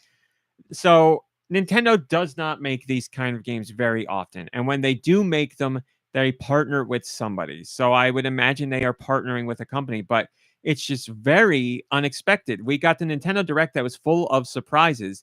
And then a couple weeks later, Nintendo's like, oh, here's also something else completely out of left field that you would have never guessed. A mature rated, clearly horror game that I don't know. So here's what we do know as fact. It is a game. Maybe not. Do we know- Blue. is it a It fact? is a game. Yes, the trailer starts with the Switch logo. Oh. We know that Emio is rated mature. We know that for a fact. We know that Emio has this content: strong themes, violence, suicide references and themes, cruelty, and domestic abuse. All of these are part of the game. Those are the only facts we know about Emio, other than what you saw in the trailer. And other than its name. What we know, here's something else we know as fact, but it's not confirmed as connected. Bloober Team, which they're doing a Silent Hill 2 remake Bloomberg? right now, but What do they've they made want? a whole bunch of other horror games. They're the horror game company. I remember talking about them like a decade ago. They said, well, they've done a whole bunch of stuff since then. They did that Xbox Series X and X timed exclusive. Or maybe I'm thinking of Where it's Double Bloob was the game. That we were talking you go between two worlds. about. Chronos. Somebody in the Discord will Say it remember. I'm again? afraid I don't know. And they did the game with Rutger Hauer. The interpreter, the Blade Runner. it's the something the inspector, The instigator. it's the Oh, I can see it. Oh, it's right there. the Observer. observer. There we go. The Observer. You're really close. So yeah, horror's their thing. That's all they ever do. We know for a fact that they have said they are working on something they're working on something for Nintendo platforms. And they said they're taking it very seriously. I'm paraphrasing. And we know that they call that Project M. They haven't revealed the name of it. So we have Emio over here, and we have Bloober Team working on Project M that is for Nintendo platforms. And this is a horror game. Emio is a horror game. Project and M, the letter M. the letter M, yes. So is it a confirmed connection? No, not at all. But there's certainly some threads between the two. Whether they're actually connected or not, I don't know. But yeah, Nintendo dropped that surprise. And, how often do we... The last time I can really think of something at least somewhat close to this would be Geist on the GameCube. Oh, wow. Nintendo's been involved with publishing and developing other mature rated titles. Like they give input on the Bayonetta series and stuff like that. So obviously Bayonetta is very much platinum, but Nintendo's there for input and they do help out. But this seems much more of a case where Nintendo's like very involved with it.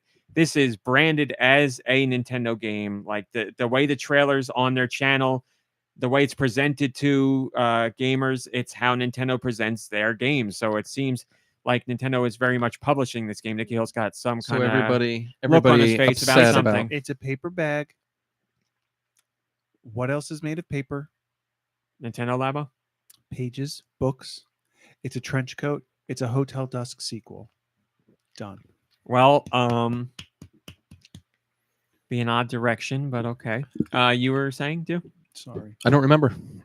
Yeah, I know, Drake. I saw this came up and people are like, Eternal Darkness 2, baby. That As would've much been as I would nice. love that. I mean, I don't know. That I would can't- match. I anything. can't fault people for saying that only because you're like Nintendo and horror and Eternal Darkness. I mean, maybe it uses that sort of Kind of a bummer that they sanity wouldn't. engine thing. Why you wouldn't know, they do Paper that? Emio. Why wouldn't they be like, let's make an Eternal Darkness 2 instead of let's make something called Emio and put a paper bag on a guy's head? Well, I mean, those are two different things completely. I guess they are. You I wouldn't- guess they it's are. not like let's make something newer. Let's make Eternal Darkness 2. It's I would imagine Nintendo was like, we have an idea for something new, but we know we can't really make it. Let's get the horror game guys and work with them on it. Now, is So this would this be considered their IP, an IP for Nintendo? we or don't n- know for sure, but again, everything in the way this was revealed, showcased, and spread on their YouTube channel shows that it would be a Nintendo IP. Yeah, this very much seems like it is a Nintendo property. So, but we don't know. We don't know. But at the very least, we know for a fact Nintendo is directly involved with this. This isn't a situation where Nintendo's just stepping in to do publishing because it's not presented in that way. It's presented in the way that Nintendo presents the games that they're actually actively working on. So, I wonder why they decided to just drop a quick trailer weeks after, all those announcements that they've been having and things like that. well, Nintendo will do that for two reasons. The first being they're not confident in a game and they're like, it'll do all right, but we don't need to we're just going to put out a trailer and then we'll put this game out. So like, But 1, wouldn't 2 you- Switch, whatever. Or the other one is Nintendo's like, this is something special. We want to promote this in a way that draws more attention than usual. So that Yeah, very okay. much did this for Nintendo to be like, hey, we're not going to say anything. There's nothing in the description about this. We got one weird hashtag. Here's a 15-second teaser that people are going to be like, what the hell's Nintendo doing here? This is very un-Nintendo.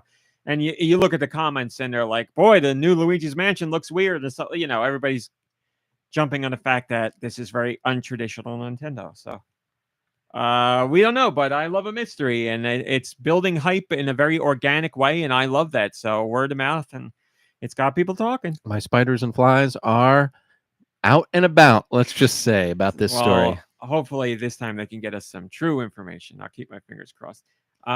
Game Freak has the first comment, and they say, "Well," that's all that they say. I have an ad on I agree. GoNintendo right now about Jason Alexander talking about the World Series of Poker. Now that's scary. Poor man, you know, Emio just make deserves it. better. My brain automatically goes to Super Emio Brothers. Well, Will Ferrell. Well, that was another thing, but Will Ferrell be going like Emilio, and they just misspelled Emilio. Well, there goes my spiders and flies thing that I was going to do. Man, they misspelled it in every region too. That's Yeah. bad. Somebody went through and spelled it wrong in every region, and they were just like, "Well, we've done it now. This is what we're sticking with."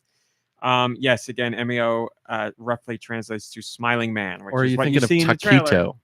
What? Taquito? Taquito? Well, that's what Will Ferrell yells in the Tim and Eric movie. Is that what you Yes. were talking about, or is that the Oh, part no, you're talking about? It was the going back to what was the movie, the nightclub movie. Oh, Night at the Roxbury. I've never seen that. Because his whole story of like how he was out one night and saw Emilio Estevez and was like, Damn Emilio. it! There goes my entire. I mean, not the Will Ferrell part, what do but you mean your entire? You said your spiders and flies were getting you something. they certainly are going to have to now. I don't understand what you're saying, but I'm sure it'll all Look, work out. it just goes to show Wait that a I've minute. got Are your nothing. spiders and flies just repeating old movie scenarios? to Look, you? my spiders and flies ain't got much going on up here, right? They're not that creative. So, like, when I hear Emio, the only thing I have, or the spiders have, is to put an L in there and make an Estevez joke. And now I can't do it. I don't understand what you're talking about with like jokes and everything. Like you have spiders. Yeah, you're right. This has nothing to It's do with you. certainly It's serious. your spiders and flies. What? We're unraveling. Oh, it's The fine. web That's is- what do you mean? This show starts off unraveled. Yeah, but I'm interested in this. Yeah, I and, want to know more. I don't know when we're going to learn more. Although, And I would imagine we're going to get this game this year. are they aware though that there's a sequel to the movie Smile? So like, Smiling Man. Well, Smile. Come on. Did you watch Smile? Because right Mhm. off the bat, you would know this would be impossible. What would be impossible? The game. What happens in Smile? People are The happy. smile wins, though. You got to look at each other for it to work. You can't have a paper bag over your head. Maybe that's why. They put that's the solution. In the I mean, sequel, the they're only like, thing- we just put a look. paper bag over their head and draw a smile on it, and everybody will know. Don't look What at this is it that person. you see in the trailer? Somebody standing against the wall. They've got a bag over their head. It's got like little rainbow eyes, kind of, for when they're smiling. Yeah, but not then scary. there's like a quick flash of like eyes open, like Lego character eyes, with like a big open teethy screen. That's the screenshot I have on Patreon. Yeah. Real creepy. Smiling's big right now. Anyone watching The Acolyte?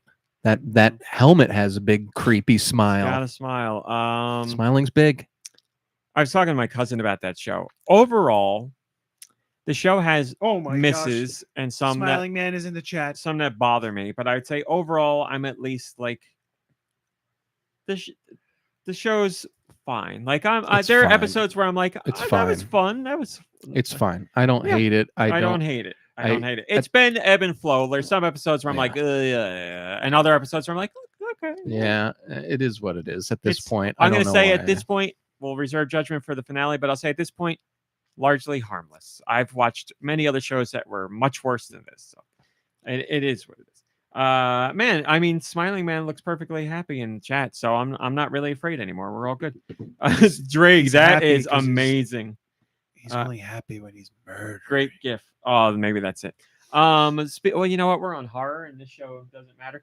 I watched because it was Community Day. I watched a movie while I was on a treadmill last night. I watched Cool. Talk to Me. Oh, You saw Talk to Me. I saw correct? it. Did you see it? I did. You have Paramount Plus now? Did you- My cousin gave it to me last night because my cousin was like, Talk to Me is on Paramount Plus. And I was like, really? She's like, yeah. And I went on to watch. And I was like, wait. If I'm not using your Paramount Plus, whose Paramount Plus am I it's using? not mine because I ain't got Showtime. Not mine. What the I heck? had it, but then I canceled it. Like You never had it? No. I have Paramount Plus. I don't have Showtime added. And that's the only way to watch Talk to Me on Paramount Plus. Okay, I don't get Showtime on Paramount Plus. There That's you how. go. There you go. So they gave me their login. I watched last night. It was good. I got minor quibbles, but it was good. Pretty predictable, but I I like the metaphors, and I it was fun. It was a fun watch. I think was enjoyable. I think they went in good directions. With Yeah, I liked it. At the end, like I thought the end was predictable, but I wasn't mad, and I still liked seeing what happened at the end. I was like, God, I like the way they showed that. It was good. Obviously room for obviously room for sequels. Didn't want to, use the wrong number. Room for sequels, but yeah, it's a horror movie. Of course, there's room for sequels. Yeah. I mean, I like Smile as well, so I'm excited for the sequel. I'm not gonna go see it in theaters, but I'll watch it at home. I like Smile. I like horror movies. I like Talk to Me more than Me too. Talk to You. Smile, I think. Yeah, I'll agree with that. I will agree with that. Yeah, Drake. I think that might be the next thing I'm gonna watch on my treadmill journeys. Because I'm finishing up Delicious in Dungeon, and I'm a Star Trek fan, and I haven't watched. Oh boy, what is it? Discovery. Strange New Worlds. Oh, Strange New Worlds. Strange New. That's a lie. I watched the first episode when it first came out, and I was like, yeah, too strange and too new. I was like, I don't know about this, but I'm like, I'll give it a full watch. I just never got around to it, but I want to check it out because I've heard good things about it. So. I had other shows I didn't like that I had to watch the entire season of. I mean, it's gonna. I'm gonna say something that's not gonna help my cause in any. It's gonna hurt me in multiple ways. But go ahead. Go ahead. I was gonna say, you are right in the sense that most of the live action shows I've watched, I have not liked recently. So there's, God damn it, I can't remember anything. Matter. Dark Matter was 3 Body Problem. I didn't like. There's another one that's in there. My sister had me watch Sex Education. I didn't like that. Doctor Who. Pervert. You liked it towards the end, but overall you kind of were lukewarm. Yeah, it's Doctor Who. At least with every episode, I'm like, okay, it's going to be completely different from the last. I got a chance at liking what's here. All the other shows are. It's the continuing story. Sex Education, is that with what's his name? Gillian Anderson. Michael Sheen or I don't know who Michael Sheen is. Gillian If you Anderson saw is him, all I you can would. tell you. She's okay. The sex educator in that. Got my attention. It's I'm not even gonna try. I'm not gonna watch it. Don't worry. I would suggest you don't. It's not the worst show in the world, but whatever. But yes, so most of the live action stuff I've watched, I have not enjoyed. But most of the anime stuff I have enjoyed. So I'm just, hurting my arguments for both sides because it's like, of course he likes anime because it's animated, and of course he doesn't like the live action because it's real people. But that's all right to like whatever you like. Delicious in Dungeon has been a lot of fun, and that was one I didn't think I was going to like because The food. It's all food. That is anime? Or That it's is just anime. Animated. Anime. It's dubbed on. I don't know if it's on Crunchyroll. I'm watching dubbed on Netflix. Excellent dub. Have you gotten Mom it's Brain fun. to make any of the recipes from that show yet, or No, because they all involve monsters, so I don't think she can do. She could do that. vegetarian? Well, you know Gotcha. what? She could, because they only make them with monsters in the show because they don't have access to the regular meat. So that's why they do it. So vegetarian versions, we could do Get that. some yeah. veggie monsters. You probably like every Spam. anime you watch, and then you say, anime not. Oh, wait a minute! I'm here. Still workshopping it. I don't. You don't need to defend anything. I was joking. No. It was a joke. I know. I get it. I'm not defending. Hey, Josh, are we moving on? There are. What the hell, Josh? Boring. There you go. There are more that I like than I don't like, but. The M in spam stands for monsters. I heard. Oh, I couldn't think of an That's S, a P, and an great. A, so I No. was just like, I'll just do this and move on. Scary, Mm-hmm. primordial, angry monsters. It's the best I can do. The tastiest type of monster. I will say, hi Marsboro, good to see you. I will say, in the show, they do make the food look very good. But the show there's anime that, anime is tough when it comes to funniness because same with games. When you're coming from Japanese to American, a lot of the jokes can get lost in translation, and usually there's not a one-to-one to make things funny here when they work over there. Delicious in Dungeon is one of the ones that I actually find funny. It has made me laugh. Just the most recent episode I watched, there were a couple interactions where I was like, man, that's legit funny. So I'm not really too much into comedy anime. This isn't strictly comedy. This is action and slice of life, but the comedy parts are Slice. He's Get a funny guy, folks, but he's not light on comedies. So you better, if you're bringing one to him, just know. Yeah, comedies are tough for me. You're very, very I don't know. I don't want to say strict. It's just you got a very specific. Your sense of humor, personally, I think is very, very wide. But as far as what you would consume, I think it's kind of. I don't want to say it's narrow, but like because it's like the weirdest type of comedy ever that you like. Yeah. But like Tim and Eric or like Adventure Time or some like in that realm, I'm thinking of the comedy regular show. Like that's the kind of comedy that you will like. Yeah, maybe that's it. I love Hot Shots and all that stuff. Yeah, when it comes to comedy movies or TV shows, they're not a tough sell for me. I will watch them, but it is like it's very hard for me to think of one where I'll laugh. You like it to be not irreverent. What's the word I'm looking for?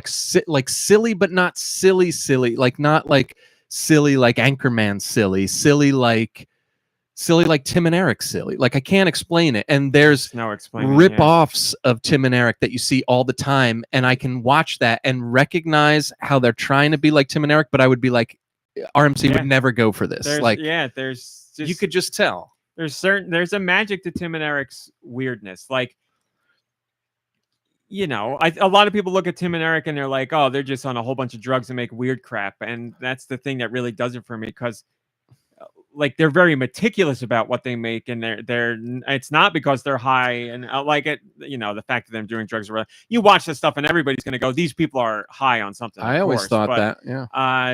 They just, that approach to comedy is very hard to come by.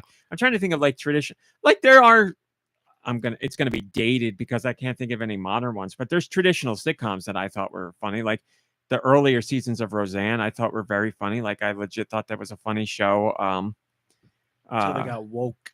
Well, I'm not touching that. This is where the woke meets the wall. I'm trying to think of other sitcoms, like just traditional sitcoms I thought were funny. Cheers, I thought was a legit funny show. Like maybe. How old were we when Cheers was? Well, I watched. My parents watched Cheers when we were growing up, so I caught episodes then. But I rewatched Cheers as an adult. Well, because you said Cheers, I thought Ted Danson. You liked The Good Place. That's kind of a comedy, right? Yeah, that not traditional sitcom, but a comedy, and I did think that's funny. Yeah, and I think that show has very smart writing. Like, it's. Yeah, I legit thought that show was funny. That's the most recent best example I can think of. That show made me laugh every episode. That was a good show. You're the one who recommended it to me, so I wonder if I started watching it, if I would have even thought of you for it, because I don't know if I would have been like, oh, RMC would like this. But something like, what's that one? Resident Alien is like the first couple seasons of that are very, very funny. Yes. And I wouldn't have watched that if it weren't for you. But that one's kind of in the silly. That one's got some silliness I can see you being like, all right, this is funny. So that would be more in what I would think would be your wheelhouse. But The Good Place, you liked and recommended it to me. I'm glad you did. But I don't know if I would have recommended it to you. It's the combination. The Good Place. Ted Danson. Yeah, it has Ted Danson. No, The Good Place is. The whole setup for that show, I love. Like, that's so interesting to me. Plus, the heart of the show. That show has a ton of heart, and it's very, like, personable and endearing. So I love all that, but it also is funny. Resident Alien is your classic fish out of water, but the humor with him being an alien leads to him saying all kinds of weird stuff, which makes it that much better. My taint remains unchanged. So, and plus, what's his name? Alan Tudyk. Phenomenal. He's perfect unreal. in that. If so many other people could be in that role and the show wouldn't be as good. It wouldn't be. In that role. It's amazing to think like what you read on the page and how you could read this and be like, this will be funny, but then or not. Like I'd probably read it and be like, I don't know how this could be funny. And the way he does it, and it's not just like a generic weirdness. He's playing it so different, so different. It goes to show the right actor can really make almost any role something special. You could have an actor that can ruin a role and an actor that can really do something with it. And I'm sure there's other actors that could do an amazing job in that role, but he is perfect. You know, it's not a funny role, but a great example is Anthony Hopkins as Hannibal Lecter, and you're like, nobody's going to do it better. And then you get Mads Mikkelsen, and you're like, oh my God, he's also amazing as this Yeah, character. that's true. So, Same with, the Joker. I was like, Yeah, no one could yeah. ever do Jack Nicholson, and then Heath Yeah. Ledger does it, and then Jared even Leto, the best of them all. yeah, I was gonna leave the best for last, but since you jumped to conclusions, yeah, Jared Leto, Sorry. the Letman. Yeah, that's, the perfect example of, also that's writing too. But, how one actor can do a role and one actor can do that same role. And you're like, oh, they were terrible, but this person's perfect. Alan's amazing in that role. He makes that show. The way and I really he makes, even when he's not speaking, he makes himself. You feel like he's an alien in a skin suit. He looks so uncomfortable all the time, and he's brilliant at it. Those physical aspects, the stuff that you imbue in a character that's not written on paper, that's what makes it magical. Like you're finding a way to convey the character without the dialogue that you're given. That's incredible. He's great. And you know what? I think a lot of that also, I think he has a lot of that because of his voice acting background. Like he's used to doing a lot with not being in front of the camera. So he's got like a whole mindset that he goes through that gets to play out on screen in this show too. And it's great. He's a very talented guy. Really like him. But anyway, Emio, scary, Nintendo, who knows what it is? We will all find out together. You got a Switch Online account? Because if you do, you got a new game to play in North America for no additional cost. The latest Switch Online free game trial is none other than Mario plus Rabbids Sparks of Hope. Mario plus Lopez. From Crazy Colonel, if you haven't started a picture already, there you go. July 14th to whatever, a week after that. No, July 8th to July 14th. What's today? You got one more day, people. Get in on it. You can play Mario plus Rabbids Sparks of Hope in its entirety at no additional cost for your Switch Online. Remember, your save game carries over to the full game. So if you want to pick up the full game and you need a little more time to play and finish the game, you can get it at 67% off. So a great deal there as well. Excellent, excellent, excellent, excellent, excellent game. Better than the first, and the first was a banger. Sticer says, asterisk, no additional charge. That's correct. As Lube started, one of the things he started on the show, that is very true. Now Nintendo's doing it. Oh my God. Oh boy. Oh boy. We got the sales things. Josh, do you remember? We got United States sales figures. Sure, whatever. Oh, you're over it, Josh? Okay. We're doing it. You guys don't look at the list. We'll have you guess. I could give you your music. I'm sure there's music in here somewhere. Not the one I want. Got it. United States, May 2024. Remember, this is physical and digital, but any Nintendo game on this list does not include the digital numbers, only physical. But it's all companies, all systems, top 20. Nicky Hill, we start with you. United States. United States. Call of Duty. Call of Duty, always a good bet. Number 3. You got it. Do. E-Ring Elden R. E-Ring Elden R, probably a safe bet. Because of that DLC, son. Number 8, that is correct.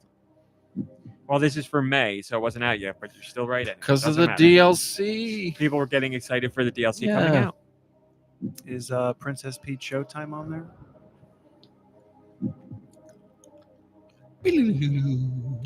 No, I'm so sorry, Nicky Hill. It is not. So sorry, you Oh, can take no. it if you get this one. Minecraft. Minecraft, number 7. Game over. He won it. There you go. Congratulations. Starting with number 20, going upwards. Dragon's Dogma 2, Mortal Kombat 1, F1 24, Rise of the Ronin, Madden, Mario Kart 8 Deluxe, Homeworld 3, Marvel Spider-Man 2, EA Sports FC 24, Fallout 4, and then your top 10. Stellar Blade, Hogwarts Legacy, E-Ring Elden R, Minecraft, Sea of Thieves, because that just came to PlayStation, MLB The Show 24, Helldivers 2, Call of Duty Modern Warfare 3. You missed number 2, which was Paper Mario The Thousand Year Door. And number 1, Ghost of Tsushima, because that just came to PC. So there Man, you Thousand go. Years Door is really doing it, huh? Yeah, and that's digital only. And near the end of the month launch, I think it was. Why is Mortal Kombat 1 on the list? Isn't that an older game? Like a It's the couple years newest old? one. Oh, that one's just That was 2024. that was this Or year. maybe it was late 2023, but yeah, that's the most recent entry. I mean, that's 6 months. That's 7 months ago, though. Still, It's like, a big franchise. yeah, It's a people big- like that, huh? Yeah, it's a very popular franchise. You never got. You played it. I but- played 11. I haven't played 1 yet because I don't have anybody to play with. I love playing, like, I'm not going to go online and play, but I would play back and forth. I love the stories in those games. The stories, I don't remember when it started, but like Mortal Kombat 9 or something, they like made the story mode really fun. It was like how you went through the characters and got to the matches and everything. I enjoyed it a lot. So yeah, I would play it. I would play. PS5 is number 1 in terms of units sold and dollar sales. Switch was number 2 in terms of units, but number 3 in terms of dollars. And Xbox was number 3 in terms of units and number 2 in terms of dollars. So in other words, same as it's been for the last couple months. Not surprising there. We also have the top 10 Switch software in general. I won't make you guess. Starting with number 10, Tears of the Kingdom, Mario Party Superstars, Pokemon Scarlet Violet, Smash Bros. Ultimate, Minecraft, Hogwarts Legacy, Super Mario Bros. Wonder, Princess Peach Showtime, Mario Kart 8 Deluxe, and again, Paper Mario: The Thousand-Year Door.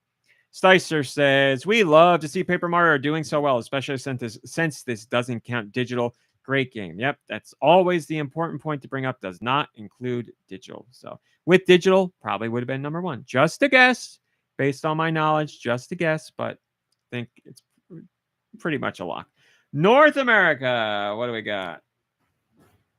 Oh, God, I did it to myself. I did the train noises. That's beautiful. My eyes went right to train. Of course they did. I don't know where that Tetris song is on here. I'm in music and sounds. Oh. Gotcha. North America, what do we get this week? Anomaly pools. The train is still going off. Did the music stop? There's no getting off this train that we're on, baby. What's going on here? Oh, What's going on? no. I did did see it it die flashing just at before. that I don't know second? if the battery died. I was. The battery It died right I at guess- that moment. I guess when Well, it starts. they can hear it, we can't. I guess when it starts flashing. Yeah, they still got it. You guys are missing out. Our speaker on the table just died. We can't hear the music anymore. That's gonna make things interesting. Where's the dingly do? Did I not do that? Did you not How dingle embarrassing. I'll fix this after my round. Anomaly pools, balls. I don't know what that is. It's even spelled like the old balls. Like the fighting game balls? Yeah. The game that's arguably better than Mortal Kombat 1? Some would say. I might be one of them. I'm gonna look that up. I got no clue what that is. Bleach Brave Souls, B Project Ryusei Fantasia, Busway Islands, Casino Tycoon Simulator, Danger Stunt Driver Extreme Racing Simulator, Darkest Dungeon 2, Deathcron, Deliver Us the Moon, Draws or Droz, I don't know, Editor's Hell. Yeah. Balls. Oh, it's a mobile It's a phone mobile game game. ripoff. Yeah. I That's spent a lot of disappointing. time on that though. I've played those. Yeah. It's the same as was it Hold Down? Hold down. It's similar. Yeah, definitely. I am legit excited about this. I'm gonna get this. The Egg Console PC 8801 Mark II game. So we've been getting one of these games every week. This week it's Popful Mail. I have Popful Mail on the Sega CD and love it. I've never played the Super Famicom version because it never came out here, and I've never played the original PC 8801 version because that also didn't come out here. So now I can see the original that the Sega CD remake was based off of. So I only ever played the remake because that's all that we had here in the States. So this is really cool. It's like $6 or something. Awesome. Falling Number, Fantasy Saga Frenzy, Gluck, Hamster Playground, Honeyland. That is not hentai related. It's a bear with honey. I know that for a fact. I think it's a puzzle game. Hot Lap Racing. That is also not a hentai game. Oh, Jetpack Race. That is a hentai game, funny enough. Let's Aim Shooting Gallery. Let's Journey. Let's School. Lunchbox Ready. Moonshine Inc. And yes, that's about making moonshine. Muv Love Alternative Remastered and Muv Love Remastered. You get those both in a package if you want. My Virtual Pet. Naholbeck's Dungeon Master, Neck Break, Night Reverie, Off-Road Truck Simulator, Ogre Tale, Over Horizon Steel Empire, Parasol Stars, the story of Bubble Bobble 3. You heard that right, people. For the first time ever, Bubble Bobble 3 has come over. Well, it's the story of Bubble Bobble 3, so you play as the developers making the third game. That's what it is. It's a Not very literal- fun. What is it? Visual novel. Yep. That's what people wanted back in the day. Primal Survivors. It's the first ever visual biography about Bob and Bob. because it's not a novel, right? There they are right there. Princess Maker 2. Oh, sorry, my music stopped. Princess Maker 2 Regeneration, Project Drift Japan Challenge, Prune and Milo, Puzzle Playground, Return to Abyss, Robin Hood's Shogun Samurai, RPM, which stands for Road Punk Mayhem, I never knew that's what that stood for. Shy Dog's Hidden Orchestra, Sim Market Supermarket Simulator, Stories from the Outbreak, Sunlight Scream, Toon Roads Superbike, Vac Attack, Vacuum Balls, and Wii Jam. Slyster again says it's hard to pay attention to all these North American releases when I know that there's a bunch of European masterpieces right around the corner. Well, that is true. My music ends. I know you guys can hear it. My phone is so old. Now, Josh, What are the next I know you can't hear European it, Nicky, masterpieces? but Let's you're being find out introduced. with Nicky's sweet and Josh has releases. just finished his introduction. Is that what I sound like? And Nicky Hill's music is now playing. So you have at it. I'm going to go get the plug for the I speaker. wish I sounded that quiet, huh? Am I right? Well, thank you, Josh. I hear. I heard a rumor that you just introduced us. You introduced me to give the European releases, and so I thank you. So the European releases for the week of July 11th in the year of our Lord 2024. Lord. Europe, get ready. Here's what's coming at you. Proclaim the mystery of faith, my Oh. friend. Ace Combat 7, Skies Unknown. That's the deluxe edition. And we've got music back here in the studio. AAA. Clock Gold. Okay. Bleach, Brave Souls. Bouncy Chicken. I know you've all been clamoring for it. Get out there and buy your Bouncy Chicken. Brawl Arena, Arcade Shooter. Busway Islands, Puzzle. Cats hidden in cozy places. Cyber Citizen Shockman 0. Mom Brain is back. Fresh. I think Hey guys. she's wearing the same clothes, but who is this woman? Holy cow. Thanks, guys. Thanks. Mom Brain, you left, and guess what happened? What? The speaker died. The battery on the speaker died, but it just came back. You came back and it came back. I think your energy charges it. It's possible. It's very possible. You entered the building. Peepa! Hello, Piper. She wants to know what's coming out, Nikki. Cyber Citizen Shockman 0. I said that. Danger Stunt Drive Extreme Racing Simulator. Keep your extreme racing to the simulators. I think that's the safest thing to do. Destroy the World bundle. Keep your destroying of the world bundled up. That's what I think is the best thing to do. Editor's Hell. Newspaper story. Dang. Editor's Hell. The egg console. Oh, I get it. PC 8801 Mark II. Whoa. My boob just came knocked the back. microphone over. Yeah, it came. Oh, see, it's flashing like crazy because it's dying, I guess, right? That's what I would do if I was dying. There you go. We did it. I leave and the whole thing falls apart. Popful True. Mail. Apparently, Raw Meat loves that game, so maybe check it out. Game Collection 1. That's what's coming to Europe. Game Collection 1. The first game collection. Great. Well, I Don't know love anything about games, and if you collect a whole bunch of games into one, then Yeah. I'm all about it. And no better way to collect them but to collect them digitally so that they can later be taken away from you And at some anonymously. unknown point. Yeah, right. Gluck. You know what you're getting, and we could take it away at any time. I had a pizza. Gluck is coming to Europe. Highway Zombie Survival Car Apocalypse. Why didn't they say Carpocalypse? Because that's a game that already exists somewhere, and they Apocalypse. can't just do that. Carmageddon is. I'm Oh, sure Carmageddon. Carpocalypse is. You're right. Carmageddon is the one. Honeyland. Cartruckalus. No, Cartruckalips. Honeyland is not hentai related, but Jetpack Race potentially is.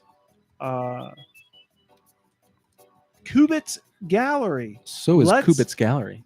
Let's Aim Let me get a Shooting peek Gallery. of those qubits. Let's Journey. Moonshine Inc. That's a moonshine making game. Muv-Love. Hello, Muv-Love. Is Hey, Muv-Love, how is that how you? you say it? Is Love that Love took flight. it? And Oh, wow. Mub Love I and Lil apologize if, Sis. if that's offensive, I didn't mean for it to be offensive.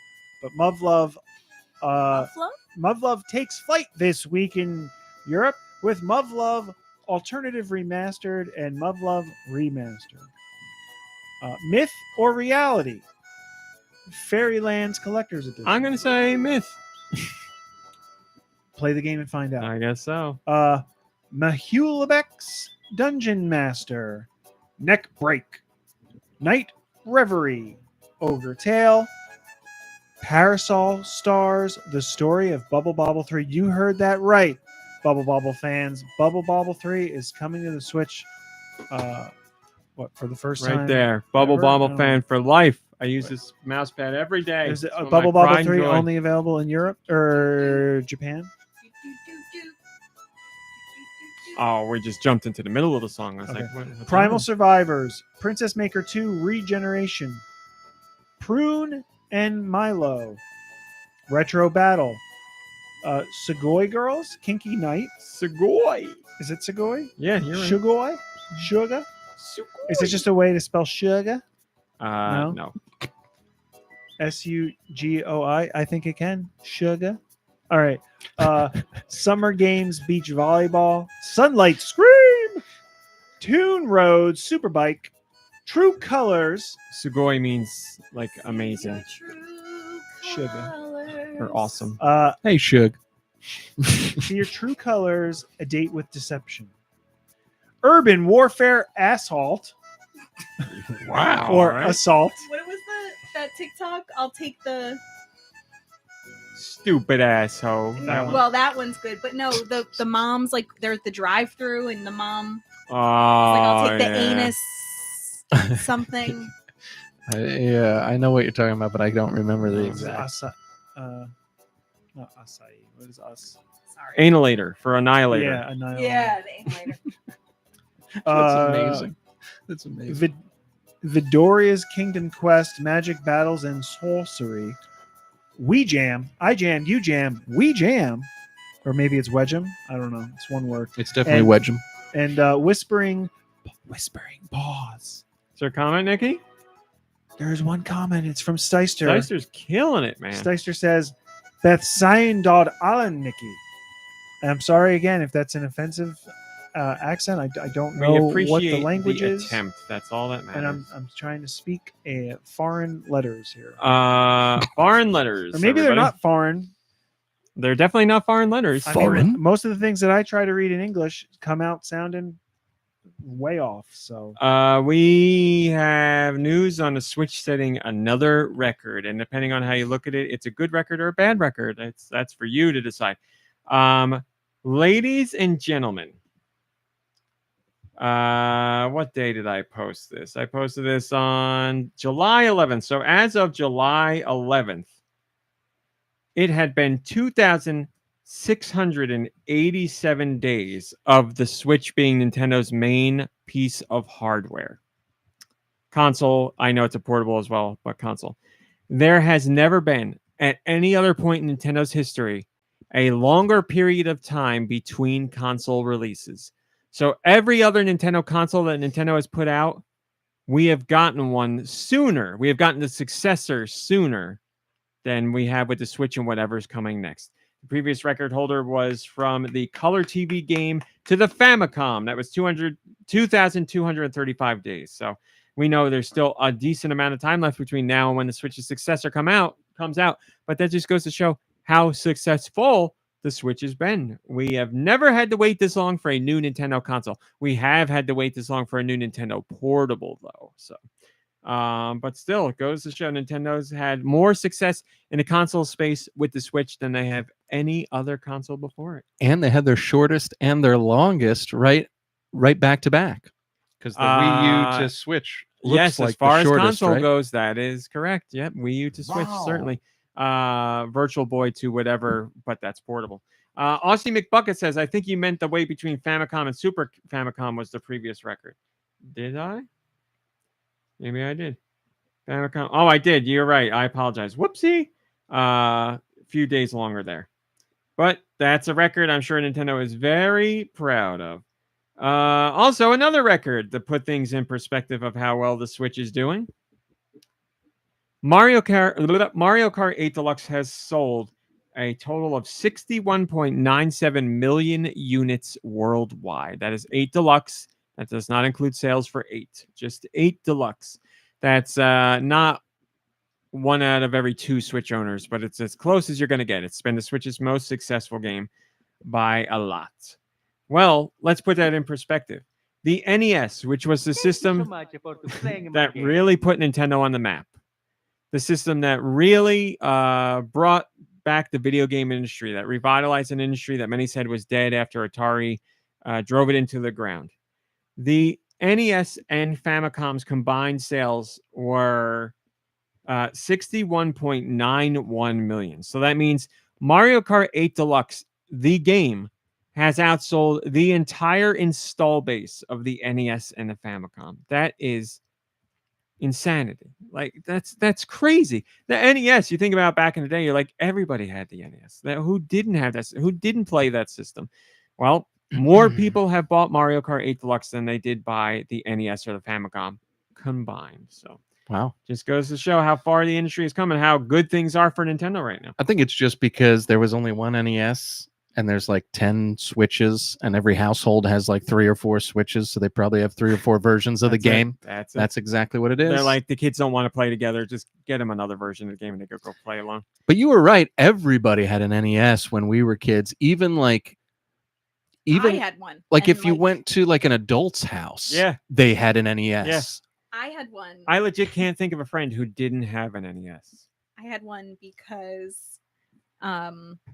one of the specialists that my parents had me see suggested it might improve my hand-eye coordination. That's amazing. Because I need that kind of doctor. I think had I been growing up today, I probably would have gotten like a whole bunch of different like diagnoses that like they just weren't looking at back in the day. I think we all probably would have. I have that suspicion about myself as well. But yeah, that was like a big recommendation. And my parents didn't play, so it's not like I could say like they did it because they just wanted one. Yeah.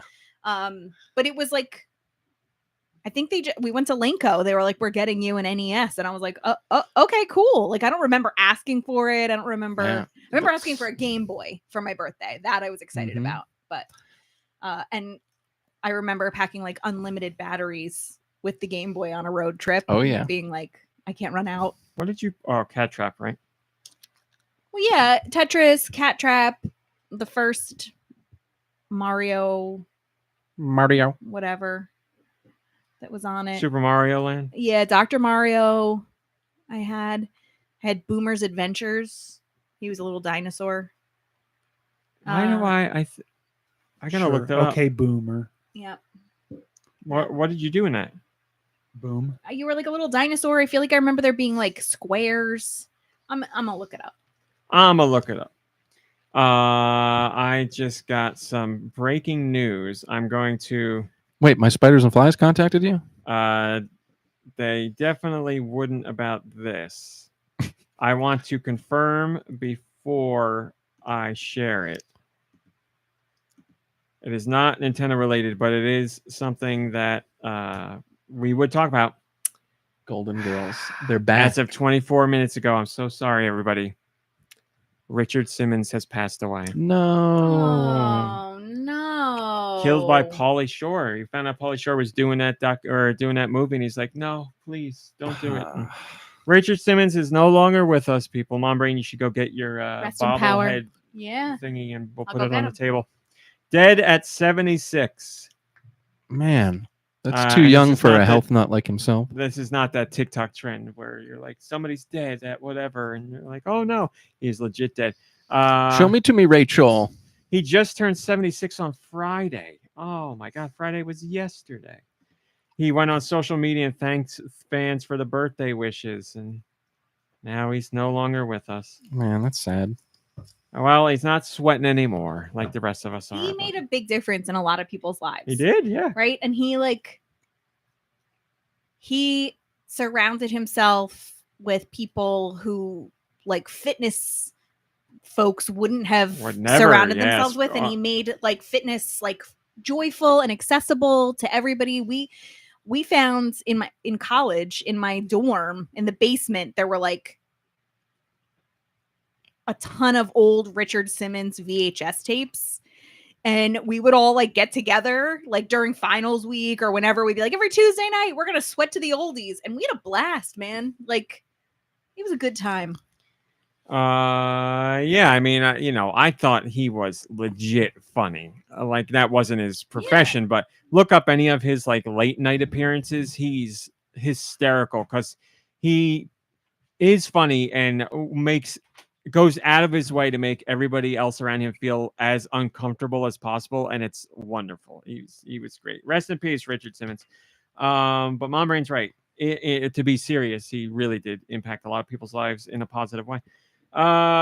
Moving on. Sorry, had to share that news.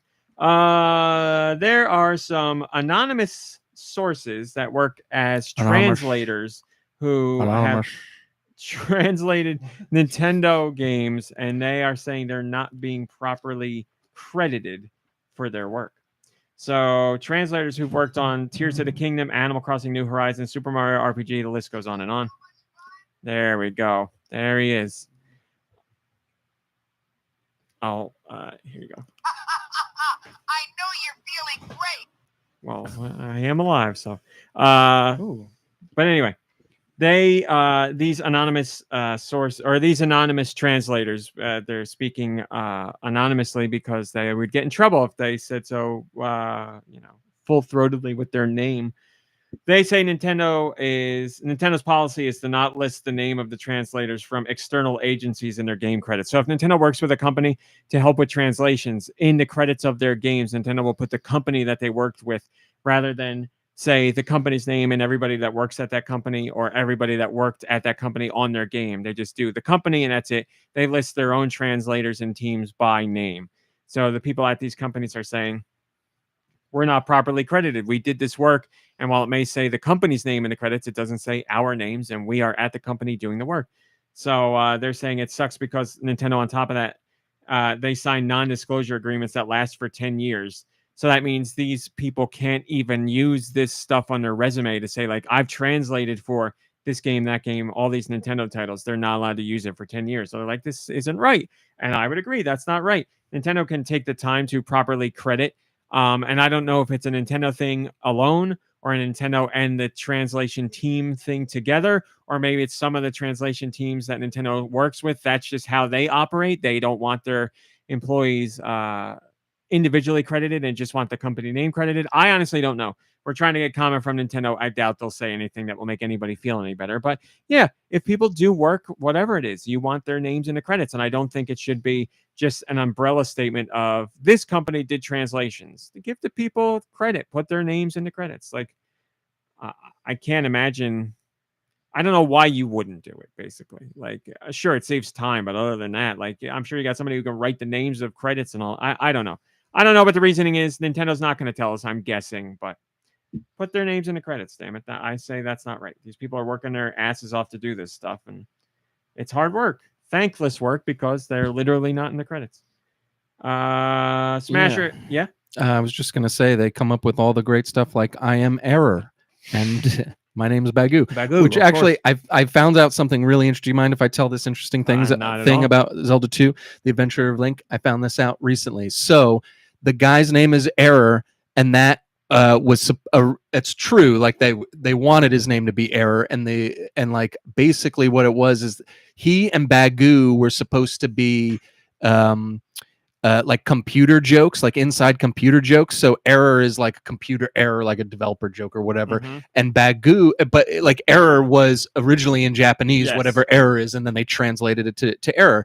Bagu in Japanese means bug, Yep. and that's what he was supposed to be, bug. But I guess but so the ironic thing is the guy whose name is Error isn't the error. Error is Bagu correct, is yeah. the error. And I thought that was a really It's wonderful great. little anecdote. There's so many instances of, especially on the NES, when the translation teams weren't what they are now and were done hastily and whatever, of where things were translated just so wrong, just letters wrong, complete names and words wrong. And a lot of it has stayed with these franchises because that's just what fans came to know these things named as. There's a great example recently. Of course, I'm blanking on it, but it's like an enemy in a game that's named the way it is. And it was only because it's a mistranslation from like 40 years ago, but it just stuck with the franchise. So that Did You Know Gaming covers that stuff all the time. And a lot of it is fascinating. So look into some of that stuff. But yep, poor Bagu did not get the treatment he deserved. Well, I think it's an amazing name. I've always loved his name, Bagu. I just thought it was so funny. And like, It if is his great name name. was, company too, Bagu, I think. Yeah, they make spaghetti sauce. yeah, it's in there. Don't forget Uh, the Bagu. But yeah, but if his name was Bug, it would have a whole different meaning for me. I Yeah. wouldn't like him as much. Bagu's just got a great ring to it. It's great. We have a Bagu bag, actually. Smasher89 says there's got to be a really good pay if you can't use your work a way to promote yourself for 10 years. Either that or lots of reoccurring jobs. Yeah, I don't know. It's just a crappy situation all around, and I don't like it. We've known this about Nintendo for a while, and I don't like it. And you know what? We're going to skip that because we don't need to do the last one. That's it. That's your top stories, Mom Brain. What have you been playing? 1,000. Have we determined? Is 1,000 times resist is correct. 1,000 Do is times correct. resist. You found out the right answer. You were correct. Yes, I did my due diligence. Did you? What was the due diligence entailing? If you, I was going to reach out to the guy, but I saw he did another interview where the pronunciation was discussed. So, All you're right. right. Times. The X is pronounced as times. Spot on. Yeah. Now I don't know what to think. I'm getting. I think I have like a chapter or two left, and I don't want it to be done. Mom Brain's doing what she does when she has something she really, really, really likes. She's pretending it doesn't exist anymore. I'm just slowly. She doesn't want it to end. Yeah, and Right. like part of me wants to like wait until we're on vacation, so that I can just like finish it all in one fell swoop. But I'm not waiting that long, so I think you should finish it before vacation. I think you're gonna need a vacation to Then process. you can have the existential crisis during vacation. I'll Yeah. finish it this week. Okay. And some Penny and Flow while I listen to my lectures. Thank you, Mom Brain. Hecky Almo. Nikki Hill. Nikki Almo, what have you been playing? Nikki Almo. Um, Nikki Grace. just those two time wasting games that we talked about.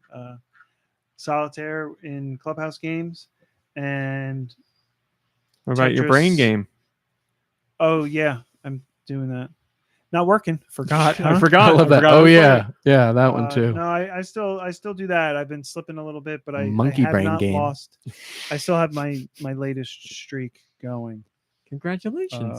In your underwear. And it's tough. Oh, I have to show you this later. No, I need to No, thank you. do a like the screen share thing and show you how simple the game is and how broken my brain gets. Like I am excited for this.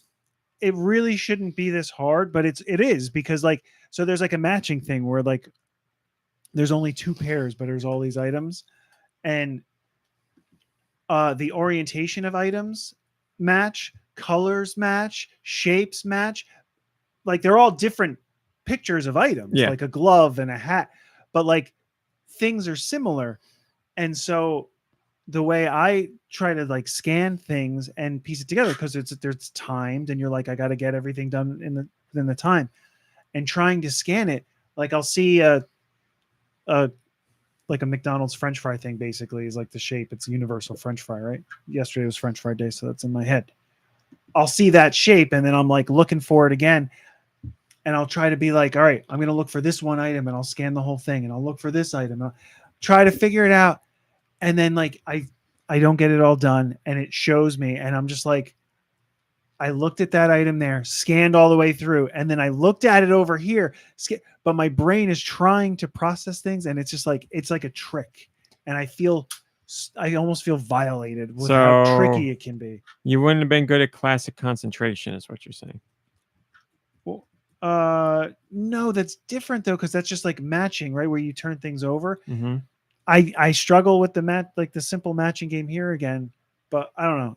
Whatever. It's the timer. It's the game. That timer puts pressure on like it's none other. It's made to be challenging. And But I'm sure someone like yourself you're gonna look at it and be like, what's so hard? you know what? You got to stop worrying about that. It doesn't matter.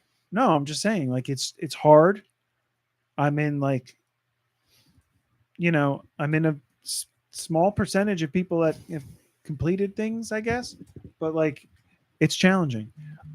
So yeah, that and the Tetris game, whatever that's called, you corrected me last week. I don't remember. Tetris Effect. Connected or whatever. Tetris Effect Connected. But I'm That not is playing correct. Connected. I've been doing the weekend Tetris challenges. Effect corrected. Thank you, Nicky. What are you playing? Ooh. I played some Animal Crossing New Horizons. Today was the fishing tournament that happens 4 times a year. And today was the 4th fishing tournament I participated in. So getting closer. I want to say September will probably be a year. I did okay. I'm supposed to catch 3 fish in 3 minutes. I caught 5. Whoa! This Wow. guy. Not shabby. Not shabby. What are you using for bait? Mom Brain's apples? No bait. I didn't use Oh. bait. Yeah, they're just Oh, kind of floating wow. around, and it's all skill based. So yeah, did that. Congratulations. Thank you. No. Somebody's eating good tonight. Yeah. So CJ is going to be fishing it up, eating fish fry tonight. But yeah, other than that, some Fortnite. Fortnite's still going hard. Send your text. Trying to think if I have any good Fortnite stories from this week. I don't think I have anything Fortnite. that stands out, but it's always a good time. And then I've been playing a whole bunch of Hogwarts Legacy on the PlayStation 5, and I really love it. I'm having so much fun with it. Nicky Hill, yes. I just wanted to ask you a question before you get Please. too deep. I forgot to ask you earlier this week. How do your hands feel with the PlayStation 5 controller, but playing Hogwarts Legacy? Your wrists and your thumbs and stuff. I've been wearing the wrist straps all the time. Usually I play for like 20 minutes and then like I have to put them on. I just put them on to play because Anytime you play the PlayStation. Yes. First of all, the PlayStation 5 controller is what I think is killing my hands the most. It's something to do probably with first of all, how bulbous the controller is, but also the joysticks are like even. And I think I prefer like an uneven joystick pattern, at least for my wrists and my thumbs. So I've been wearing my wrist straps big time. And I've been putting in long sessions with this game. I've been having a lot of fun exploring. The exploration in this game might be some of my favorite from any open world game. I am a big Harry Potter fan, and that's why the attention to detail is so lovingly crafted. The castle itself is so much fun to get lost in and explore. I just get lost exploring, and it's so much fun to do that. Please. One other question about that.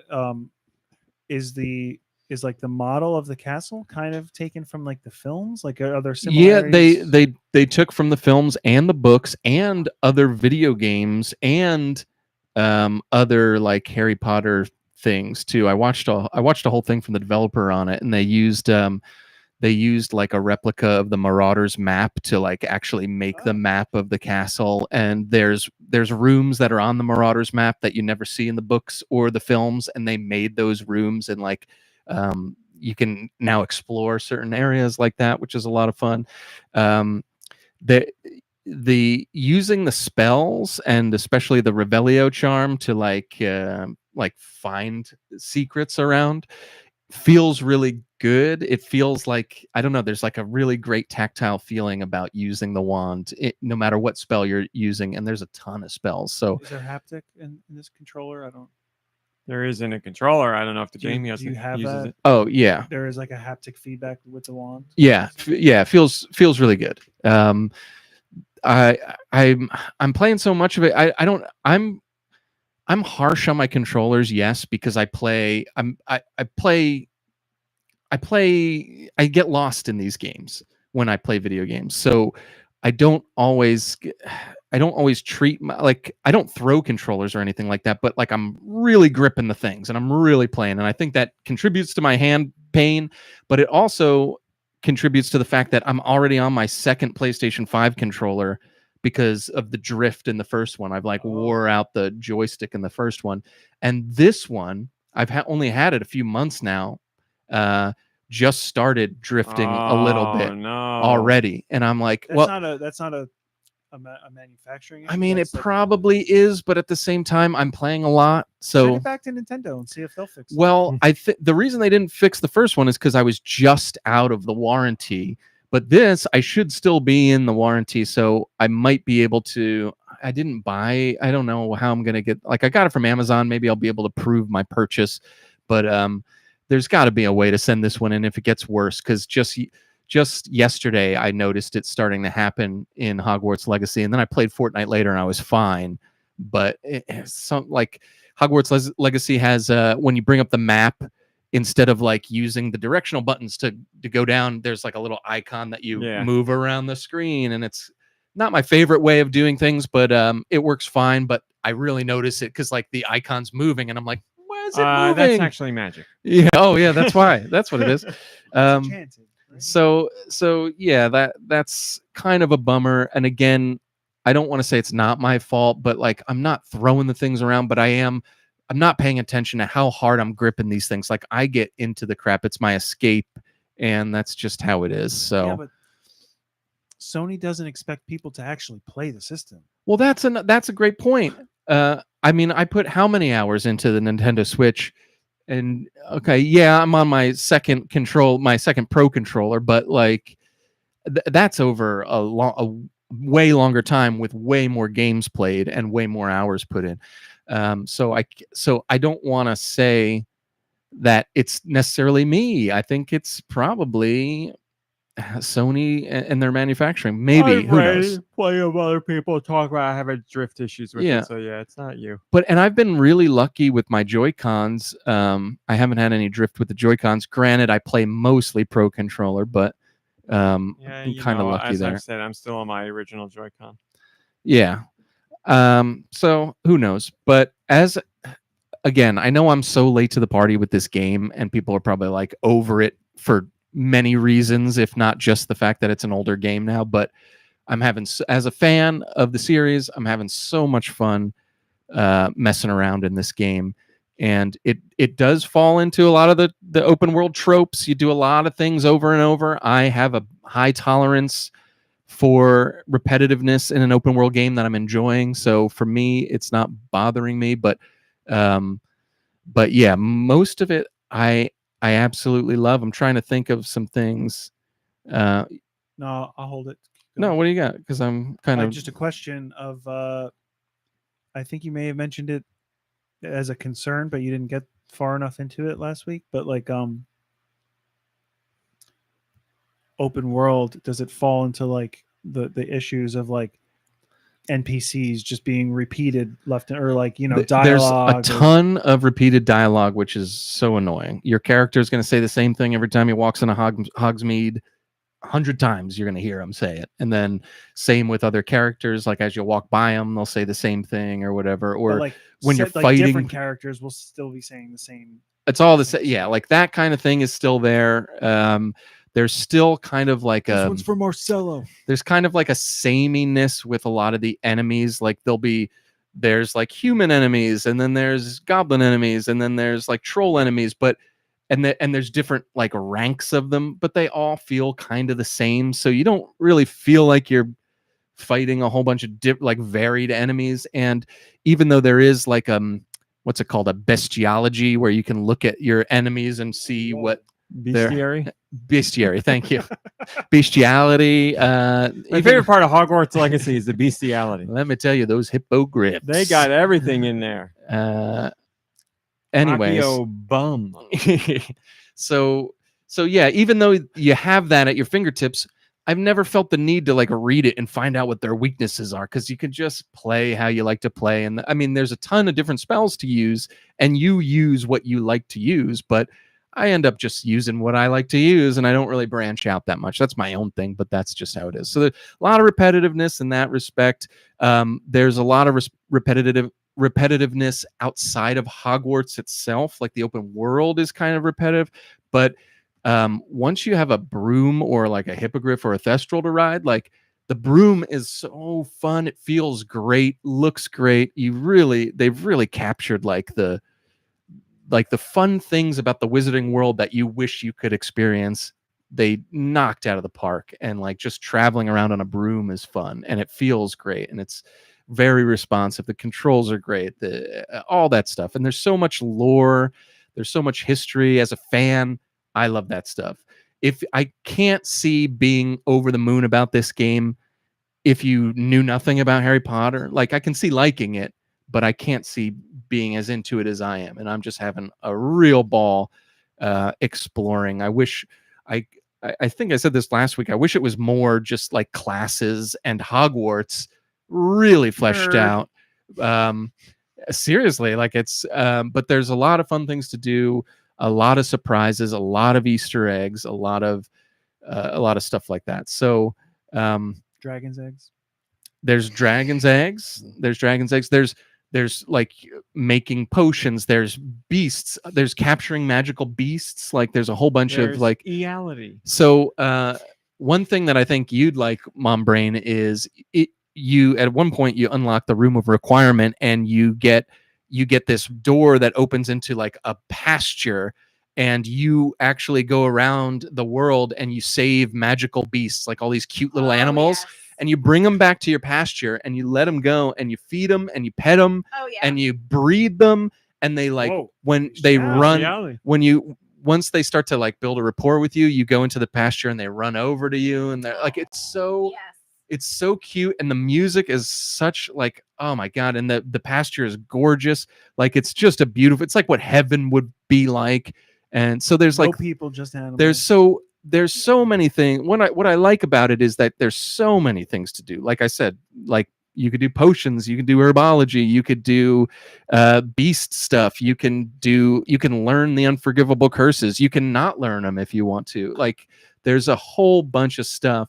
And there's depending on which house you pick, there's like a specific mission per house. And if you try to get into another house, there's funny things that happen that stop you from doing it. There's funny stuff everywhere. There's a ton of allusions to the book and to the movies, and like the folks who made this game really, really put a lot of care into it. So I give them a lot of credit, and I'm just having a ball as a fan. I'm having a real fun time with it. So I'm not familiar with the Fantastic Beasts or whatever. So I don't know if that's like connection to that room, but that's like sounds like a cooler element where they're building on top of what already exists. So it's like walking into a room that opens up to a world of like a forest or whatever field where you release these beasts. Like It feels magical. yeah, but it's something that's like it's not taken directly from the books, Right. And it doesn't exist in the film. Yeah, like they but talk. they're Yeah, building on top of that world, or something, And they do it beautifully. doing their own, like expanding in their own way. they do it beautifully. It's not like, yeah, they're not screwing it up. Like you said, they're building on top of it. And yeah, there weren't a lot of beasts or beast catching in the Harry Potter series, but there is the Fantastic Beast films. I'm not too crazy about those films, but a lot of this beast stuff is from those films. So There's a lot of like Easter eggs from Newt Scamander, the character, and like there's Easter eggs. There's those beasts. There's Easter eggs. There's Beaster eggs. Ooh. So yeah, it's great because there's a whole bunch of stuff to do. Like I'm not getting bored because there's like a ton of different things to do. And like I said, when you're outside of the castle, flying around on a broom, you feel awesome. When you're You just spent time flying. Yeah, I flew all over the place, tried to fly like to the top of the castle and all around the castle. The castle's beautiful, like you can fly right over it and stuff. Hogsmeade, they don't let you fly over, which is a bummer. But you can fly over Hogwarts and you can fly anywhere you want, and like you can win races with the broom and get upgrades for your broom to make it faster, and then you're zipping around and it's like just a ball. It's so much fun. And like I said, it feels good too. Like it feels really good to fly, feels good to use your wand, feels good to figure out like a puzzle and use your special spell on it, and like you feel like you're doing it. There's something, it's kind of like when you were using the Wiimote for the first time and you felt like you were like doing something. Right. It has a feel like that somehow. I don't know how they did it. But yeah, I'm all in on this as a open world experience. I'm having a lot of fun. And I've heard a lot of criticisms online about the story, the main story. I kind of am into this main story. It's like I'm intrigued. It's holding my interest. I'm anxious to see where it goes from here. I've been doing like every side quest thing that I can do and a lot of exploring. So I might not be as far along in the story as maybe people were complaining about, but so far I'm really liking it. I'm in winter, so like the seasons will change, and yeah, it's just really beautifully done. It's really, really beautifully done. I'm having a ball, and Stephen Harvey is doing well. I had Progressing well through school. had a meeting with one of my professors, and she was very impressed with how my assignments were going. So yeah. And I'm doing I'm not using unforgivable curses, but I'm learning them. Because you can choose to not learn them, or to learn them and use them, or to just learn them and not use them. And it doesn't matter. Like, as far as I know, from what I've read and from what I've seen, you're not going to get like a bad wizard score at the end if you use it. No, I don't even think. I don't even think at all. Like, you can use them if you want. You don't. You don't if you don't want to. But like, I haven't been using them because they don't feel right. But to be honest, it's not like when you if you're not using them and you just beat a bad guy, like they don't disappear or apparate and escape. Like, you kill them. So I don't know what the difference is. Doesn't really matter. But for me and just my head lore, because I'm into it, I'm not using the unforgivable curses. But yeah, we'll see. We'll see what happens. I figure I should know them. What was it? Is Crucio, or what's the one that like makes people like? Crucio is the torture curse. Yeah, that hurts real bad. Yeah, and there's a well, I won't spoil anything, but yeah, so it's I've been having a really good time with it. I'd say as an open world game goes, it falls in all those boxes that you'd expect. So be wary of that if you're going into it and you like open world games, or maybe you don't. But I would say, if you're a Harry Potter fan at all, man, this is so much fun, and what a joy to like explore. I've been having a great time doing it. So thank you for listening, and I love talking about this stuff. And RMC, what have you been playing? Thank you for asking.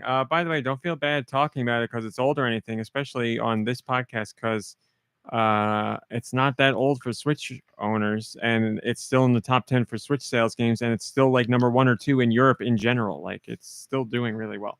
Freddie Fro had a question for you about it. Oh, in really? Discord. Well, read it out. Yeah, if you don't mind. He asks, do you use spells to throw stuff around like rocks and stuff? I love games that use physics and objects together, like Control. Enjoying your thoughts. Yeah. Oh, thanks. Yeah, I do that all the time. I'm always looking for rocks to throw at people. It's real easy because there's real life. Yeah. Because they'll set up like strategically. There's a red barrel over there that of course is going to explode, and all you have to do is tap R1 and like aim at the guy. So yeah, it's a cool way to like mix in with your spells a little like almost physical attack, even though you're using your wand to do that as well.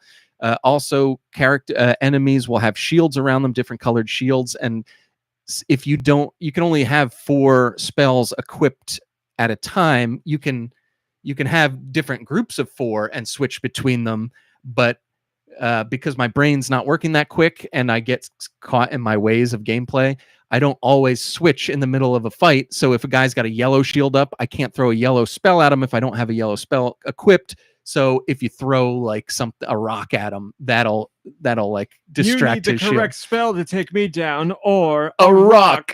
Yeah. I've just learned the transformation spell, which is really, really fun. I didn't think it would be fun, but what's great about it is I upgraded it so everybody I transform turns into an exploding barrel. So I can turn someone into an exploding barrel and then throw them at somebody else. That's great. And it's a lot of fun. It's like so much fun. That's great. So yeah, there's like a lot of I'm telling you, like a lot of fun things about the gameplay mingled perfectly with like the universe and expanding on the universe just enough and all this kind of stuff. So it's really, really great. And there's a lot of there's outfits from the movie. Like apparently you can get Ron Weasley's dress robes and all that stuff. All that stuff is really great. So having a ball with it. Again, thank you for listening. I'm glad that the game is still selling well and that people get to play it on the Switch. Yeah, it's a lot of fun, and it's got a lot of again, like the voice acting, half of it's good, half of it's not good, or half of it's fine and half of it's not good. But I don't hate the characters at all. Like I don't hate anybody. Like I like everybody in it. I don't know why there was such trouble with the story and with the characters. Maybe I'll get there, but as of right now, I'm liking it. And yeah, it's a lot of fun. So thank you again for listening. Please, RMC, take it away. Thank you. I've been playing Fortnite as usual. Still having a lot of fun there. Nothing new to report though. I also played more Zenless Zone Zero this week, and I'm getting more into that and really having a lot of fun with that. Again, that's a free-to-play game from the people who did Genshin Impact and Honkai Star Rail. They announced a few days ago that it hit 50 million downloads, so it's another huge success for them. It's an action title, as I said last time, in the style of Bayonetta or Devil May Cry, but very heavy on like calling in partner characters to help out to do some really awesome combos. So combat feels good and fun and fluid. It's a joy to play. I'm actually really digging the story so far. It's an interesting one. I don't want to say too much about it. I'm really not far into it, but that's because I'm taking my time with it. But it's a lot of fun. It's definitely one I'm going to stick with. So I'm excited to play more there, but nothing too new to talk about. Where is that available? What? Where is that available? Mobile, PS5. Maybe it's PS4 and PS5. I don't know if it's Xbox. I don't remember. But it is lots of fun. As I said earlier, I played Microsoft Jewel 2, which is a match 3 game. I don't need to explain that. It's just Will say addictive. It's it's a match 3 game. You've all played a million of them, but I still just get a lot of enjoyment out of them. So when I'm just waiting to pass some time for something I'm doing, I'll open up that tab on my browser and play. So it's real, like I said on my Patreon post, it's real early internet era. I'm like, let me play a Bejeweled clone, and I'll go on my computer and play in a browser tab, and I'm going to go to msn.com to play it. And I'm like, this feels like 30 years ago. Please play.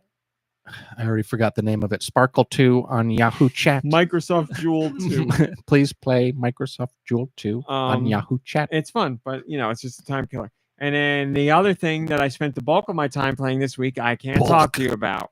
So, are there turtles in it? Are there turtles in the Turtle Club? There are. All right. There okay. are turtles in it. Can you answer if there's a mutated rat in it? I can. Yes. He's in it. Yes. Huh. Does the title refer to anything that happens to the rat, or is that going too far? Yes. Oh no! Now I'm gonna have Might to be play going this. Too far. No, it's not. I'm talking about trailer and press release stuff. Okay. I don't know what the trailer. Or I'm talking about the Apple Arcade version that's out right now. Once again, so.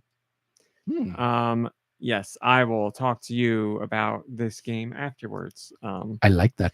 But I will be able to talk to you guys about it officially after the 18th. I think it was. I don't know. I got to check the embargo, but That's what I spent the bulk of my time playing, so I don't have a lot to talk about. But I do have questions. Send your questions to goninpod@gmail.com. Where? goninpod@gmail.com. Maybe Your I questions will. can be about Nintendo video games in general or whatever the hell you want. Mark Thulu has a lengthy email, and I have not read it ahead of time. We're going to go in raw. Thanks to your recent recommendations, I've had one of the most memorable months of gaming in my life. Wow. As a way of thanking you for sharing your passion for amazing games, please indulge me as I share my experience playing through what I will forever think of as the RMC3. Wow. Oh, This is exciting. With a 2-week holiday to Bali planned, I loaded my Switch with 3 games I couldn't help but be intrigued by. Animal Well, Mhm. 1000 Times Resist, Mhm. and Lorelei in the Laser Eyes. The plan was to have a couple of weeks to escape the Australian winter for rest, relaxation, and gaming, starting with a 6-hour flight from Melbourne. A week before the trip, I caught COVID and had to No. take a week off work.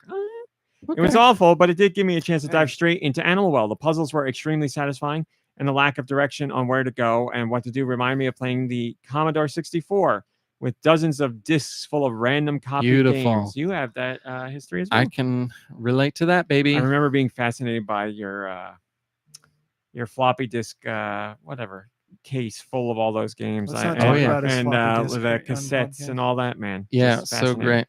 'Cause Load I never, star, comma 8, comma 1. because I never lived that life.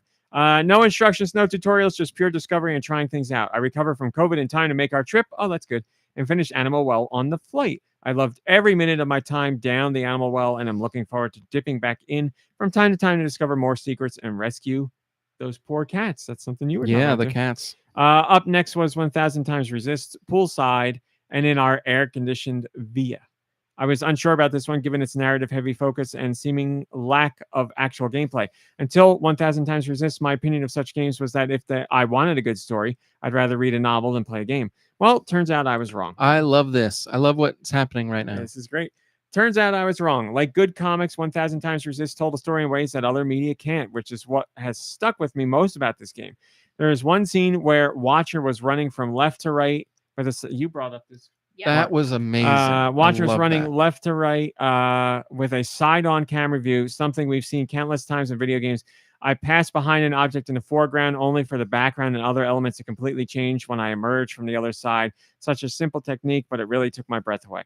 I also enjoyed how at one stage the on-screen pop-ups for Watcher's objectives kept rapidly changing, representing her indecision and mental turmoil. I can't think of a better example of using game mechanics to tell a story in a wholly unique way. I enjoyed the story and experience of 1000 Times Resist, and it certainly has changed my mind about what games can do. Ultimately, it wasn't the kind of game I would usually seek out, and I'd be hesitant to play something similar so soon, but it will certainly stick with me for a long time. If one game combined the puzzle satisfaction of Animal Well and a deep story of 1000 Times Resist, for me, that would be Lorelei and the Laser Eyes. I started this on a plane flight back home, but without handy access to pen and paper, I decided to wait until it landed to get stuck in. Fittingly, I started that night in our hotel room, scrolling away on a hotel notepad. Pretty soon, the story and the puzzles had me hooked, tickling my brain in that special way that makes puzzles a game. Tickling my brain in that special way that makes a game almost impossible to put down. These were puzzles I could have accessed early in the game, but somehow missed completely, yet it didn't stop me from progressing deeper into Lorelei's mystery. I could see answers to some puzzles, but didn't know how to apply them, and puzzles that seemed impossible until other details were slowly revealed. My coffee table soon became covered in notes that out of context would look like the scribblings of a madman. Numbers, symbols for planets, Greek letters, solutions to mazes. Having gone back to work following my Bali holiday, I found that my brain had somehow partitioned a small portion to continue working on puzzles during the day. Solutions that confounded me during my morning coffee somehow seemed obvious after clocking out. Towards the end of the game, I found myself in that bittersweet position of rushing headlong to a finale while not wanting the game to end ever. But end it did, and like it happened when you finish 1000 Times Resist, nothing has felt nearly as satisfying, engaging, or worth my time. This trio of games doesn't have a lot in common other than you recommending them on your podcast, yet for me, they represent everything I'm most excited about in gaming right now. Story, innovation, creativity, and artistic vision. Increasingly, I am turning towards indie games for these experiences, and at the moment, it seems we are spoiled for the choice. Thank you again for talking about these games on your podcast and for shining a light on the positive aspects of gaming in these darker times.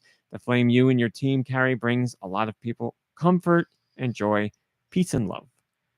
That was a great email. Thank you so much, Yeah, that's Mark terrific. Fulu. I appreciate that. I could not be more happy that you trusted my and our recommendations, B, went outside your comfort zone to try them, and C, came away thinking like, wow, that was a good idea to That's do the that. best So, part. I love that they weren't too. I mean, they weren't too keen on the narrative driven experience for a game, and totally understood.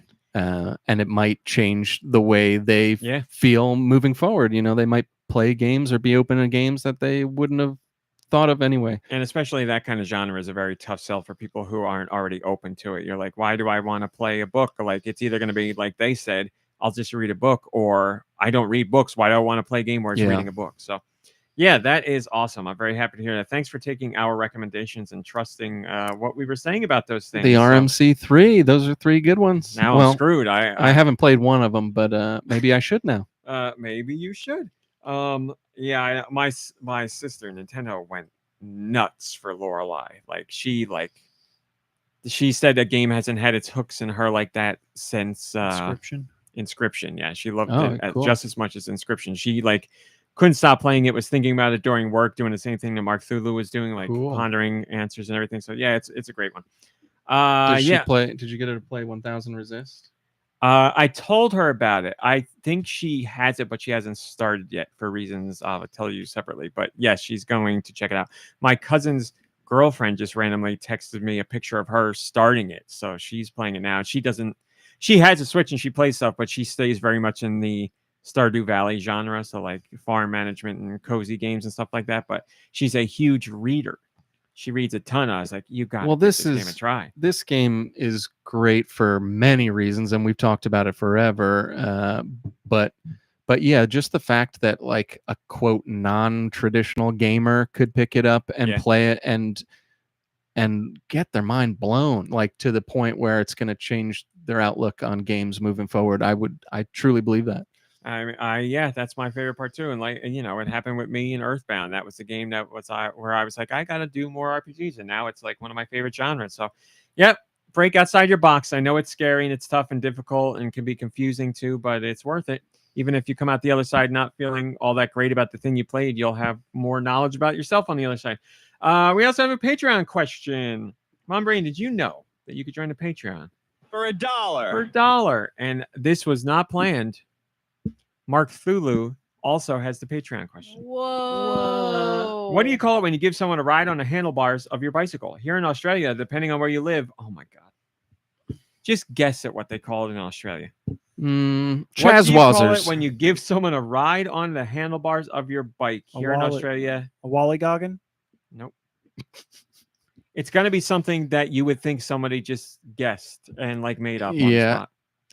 It falls right into that trap. That's so funny. Gotta guess? A double tootsie. No. Handy Here in baller. Australia, depending on where you live, it's called a dinky.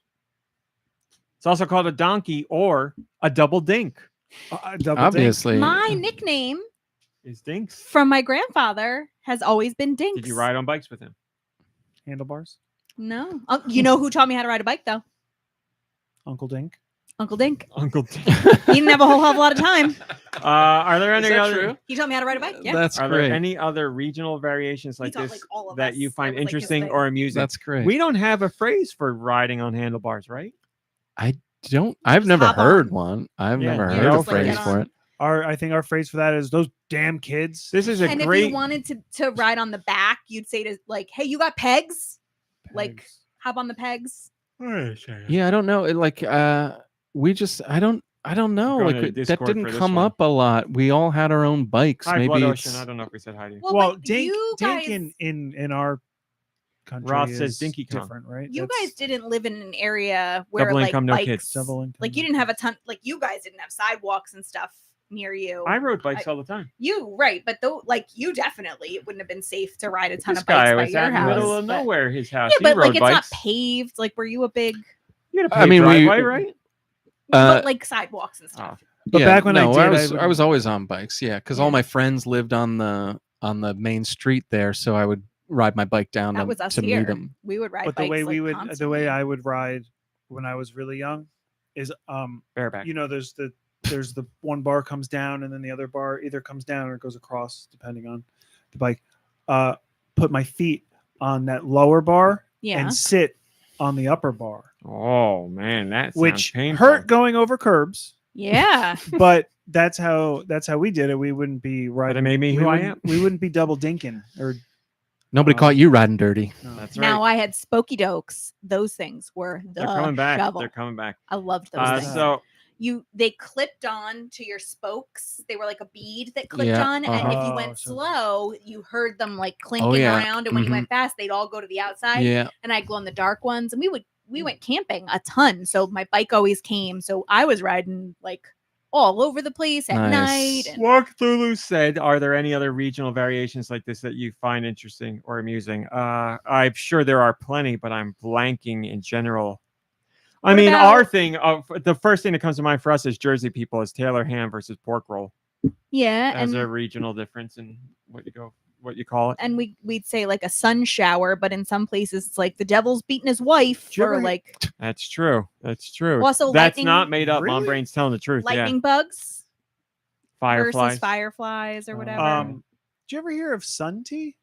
Yeah, No, I've made sun tea. no. What's something? You put tea bags in like a jar of water and you just leave it into the sun. So really, really, really slow tea. steeped Okay. tea. It's But supposedly and the not sun- a very great idea. and the sun, I guess, like, you know, heats up the jar that it's in, so it's Yeah. like starts churning. around. Blood Ocean, yeah. Blood Ocean says anybody put a card to hit the spokes, like a baseball card or something. Yeah, that's more what guys traditionally did back when we were kids. Hella and Hecka says Ross, rubber band or elastics. Now I think America's all rubber bands. Yeah. Water fountain versus a bubbler, Oh yeah, those Midwest people and their bubblers. No That's- way. like Massachusetts too. Is it really? Yeah. Wow. Sweater and jumper. Not here.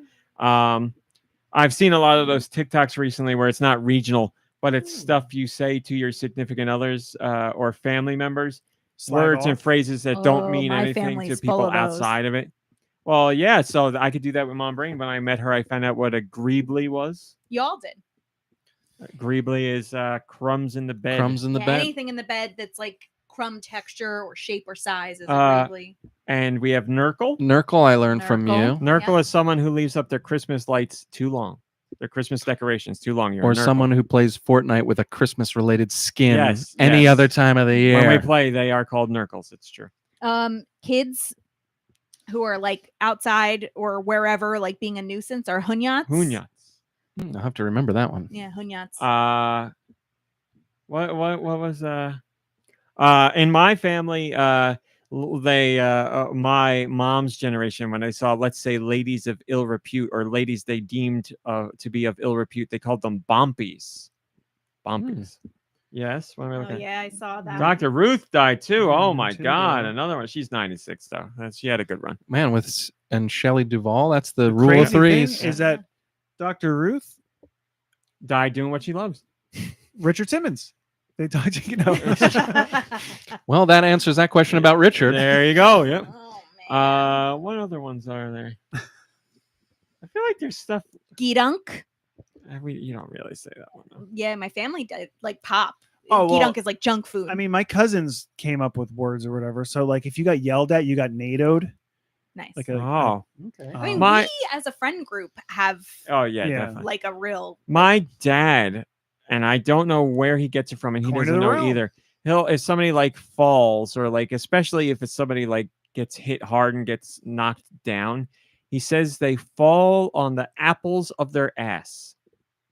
No idea where it comes That from. sounds like the oldest fashionist Yep. Yep. saying ever. He can't explain it at all. My mom's mom used to call random neighborhood dogs that run around coyoodles. She'd yell out the front porch and be like, "Get that coyoodle out of here!" I love that. It's a good one. God, Well, I mean, that's you could good. see like how that would be like coyote poodle. Like it's Yeah. like my gram had a pack of dogs in her neighborhood.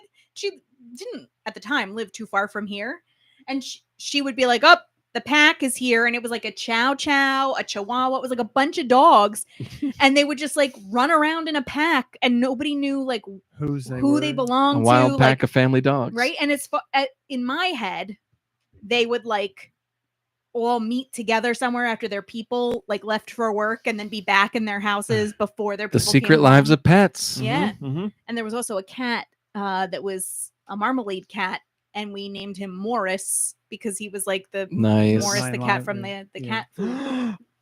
What?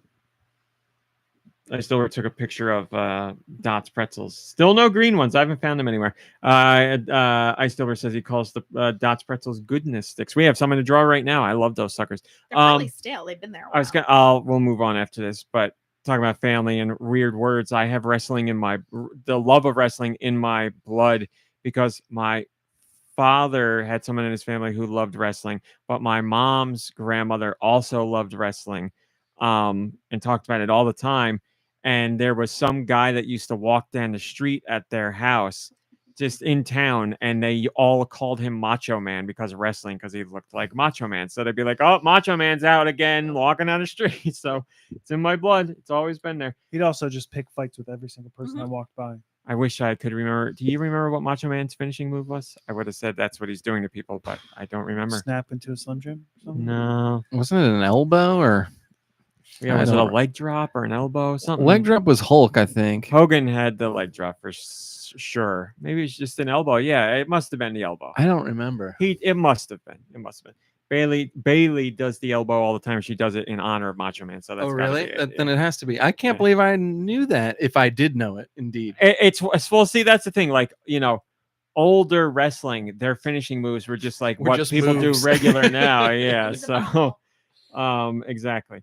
Macho Man wasn't getting up there like jumping off the top The rope and spinning flying- 3 the times. flying elbow. There you go. It doesn't even have a name. Why, Like is the that is that what it's called? A flying elbow? it's just called an elbow. Like that's Well, all they they added call it. flying to it. I think I know that because of that Genesis game, that WrestleMania Genesis Mhm. game. I think you could do that. the Spoke his final words. Jake the Snake has another one that was a finisher that is just a regular move now. Everybody does a DDT. Open hand slap. Everybody has a DDT, but that was his finishing move. And whenever they asked him, they're like, "How come everybody does the DDT now, but it doesn't? Like nobody wins a match with a DDT?" And he always says, "Because I'm the only one that knows how to do it right." And I love that he gives that Nice. answer. It's like obviously storyline answer, but I just love that. He's like, "Everybody's doing it wrong. I'm the only one that knows how to do a DDT." Well, you gotta love that. Yeah, just the fact that a finisher. It's like a video game. It's like a live Yes. action video game. The finisher, for some reason, It's does way more damage, and Yeah. then they're ready to be. It's pinned. another reason why I love wrestling so much because it has finishers and like signature moves. So there's moves that wrestlers all do that only they do. They will never win a match with it. The commentators are always like, "Oh, that's it, it's over," and you know they're going to win with it because it's not their finisher. But you love them. And who was it? I forget who said it, but they were talking to a wrestler about that. They're like, why does a wrestler do the signatures and why does a wrestler go for a pin if they haven't done their finishing move? And the wrestler was like, because you do the signatures to wear down your opponent and you go for the pin to gauge how tired they are. So then after a few pins that are getting out at 2 counts later and later, you're like, now it's time for the finisher. And you do the finisher to get the pin. I was like, man, that's great. Just silly, Explained stupid wrestling perfect. stuff. But yeah, finishers nowadays are very different. But anyway, I'm not getting sucked into another wrestling talk because I could go forever. Let's go to music. Send your music to GoNintPod You want to hear at gmail.com. You want to hear it? Oh. Where? Wait, is that what I sound like? GoNintPod at gmail.com. Put music in the title. How about your local mom brain? Mom brain. Oh. Let's Yeah. do it. Let's do it. I realize the earlier thing going into the sweet releases is not what I sound like. That's what Josh sounds like. Oh, that's funny. Yeah, that's great. All right. And we didn't say anything. We just let it happen. We only do this. We've only done 900 episodes of this. Our first song comes from Morph Baller. Eventually, it'll More become second nature. baller. Oh, Push Blast mode? Port. You got it. Time to get moving. N64, rare game. You can play it with Switch Online expansion pack. Great game. Underrated game. Great soundtrack. All right. Next one comes from Guy Bones.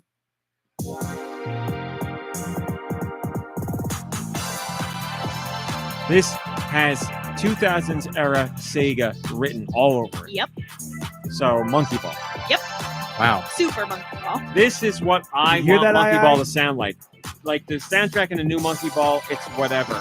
When I think Monkey Ball, this is what I want. Just that, like I said last time, fruited your arrow or fruited your Liminal. arrow. It's liminal music. Liminal spaces of music.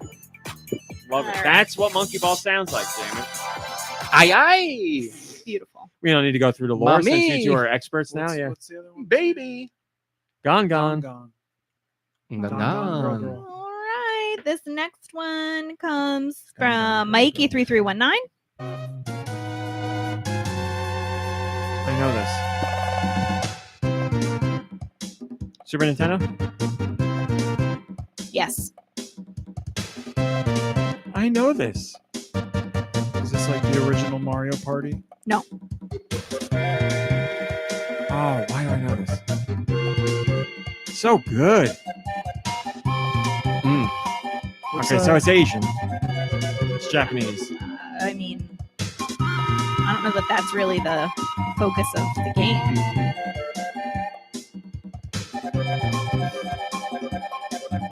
Oh, yeah. Man, this is tight. I know it. It'll come to me eventually.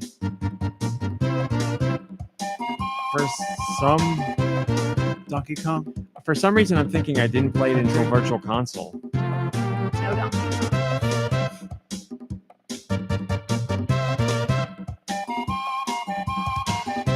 What does it sound like to you as far as? Yeah, that's Is it what I'm like- sitting here trying to guess. What was Mystical Ninja? Was there a sequel or something? There was not on Super Nintendo, but this doesn't sound like Konami at all. I'm very lacking in this area. If I'm gonna guess, Man, I love this. gun to my head, I'm gonna go Data East. Yeah. Holy Alright. cow! Why would I play? My knowledge of Data East games is terrible. It's like bad side scrollers and what else? Is it a franchise? I don't think so. Doesn't think so. It sounds like this song in particular sounds Asian themed, but Mom Brain says it doesn't. I don't know. I'm not going to drag it on. I don't know. I'm going to hear it and be very annoyed. I got to go don't Data know. East and I can't Pinball guess the something? game. Is it a racing game? It is not a racing game. If it's chances are it's a side scroller. I just don't know. Yeah. You guys giving up? I'll give up. Bonk's Adventure. Nope. Oh, Joe and Mac. Yep. That's all you. What? They're both cavemen. Yep. Exactly. Man, Wow. that's great job. crazy. It That's was Hey, Joe crazy. and Mac. You're That's kidding me. crazy. We got there.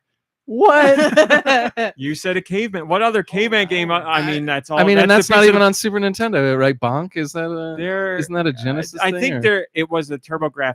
Oh, that's right. It was on NES. I think on Super Nintendo. I don't too, even know why I eventually. said it. I Man, honestly that's don't great. know. That is the key that I needed. Another Great job. caveman-related game. Great That's job, so guys. That's funny. crazy, and that was a franchise. I think there was. I don't know how many there were, but there was a sequel. Well, That's crazy. This That's one song- of the craziest moments in the music Man, trivia. I'll take it. comes to us from Storebus Corbin. Corbin Burnson.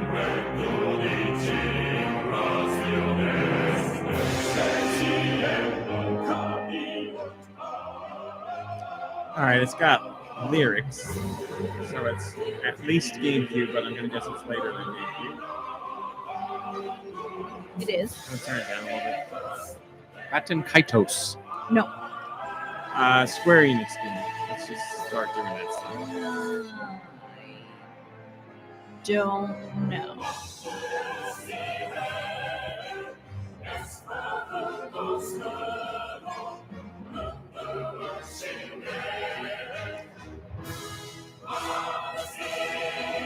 Not ringing any bells for me.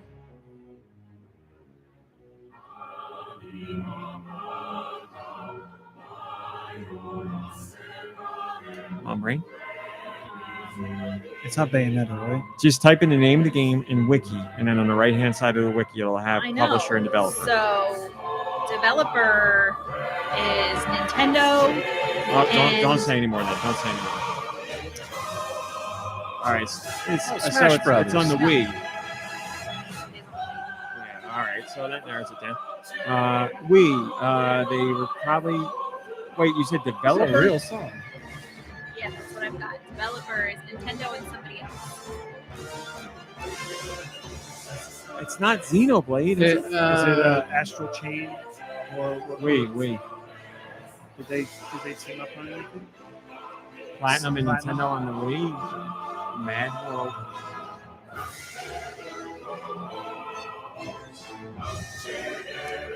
The last story. No. Oh, I really thought that was going to be it.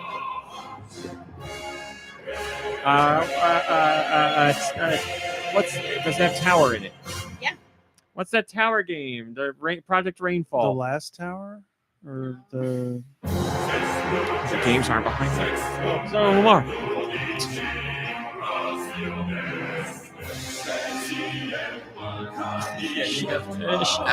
Shadow? Something? Tower? I don't know. Oh, wait.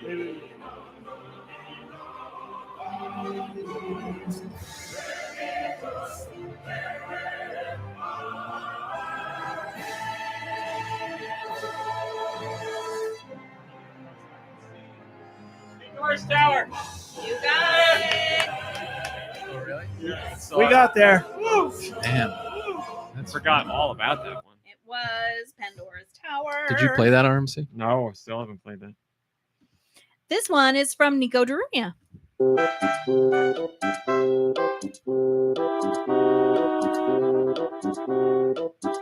Is this first party? Yep.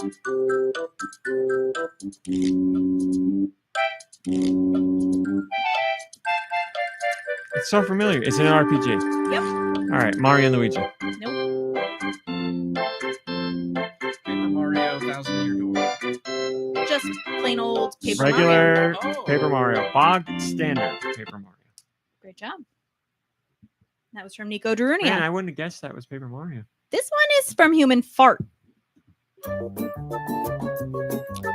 Oh, I definitely know this.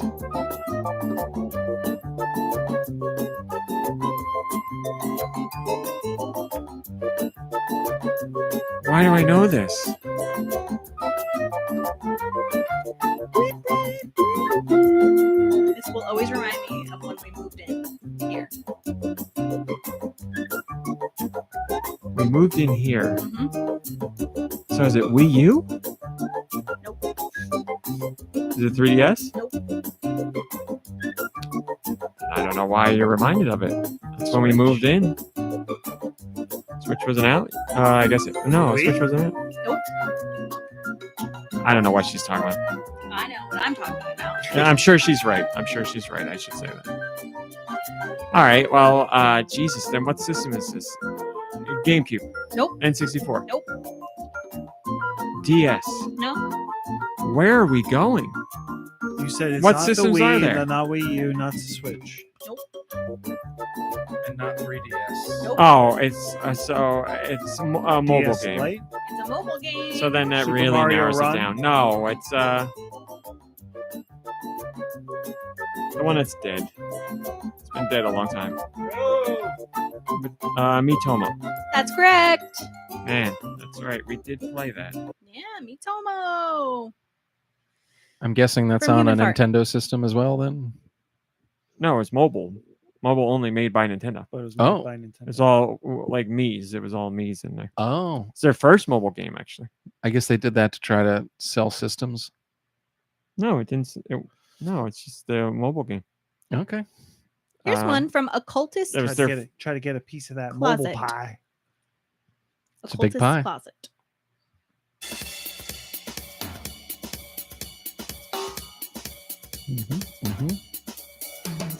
Turn off mobile. Ah, never mind. Ooh.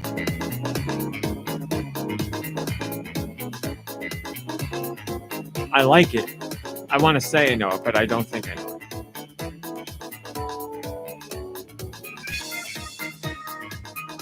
got some bangers this week. I don't know. I might go with it. I think so.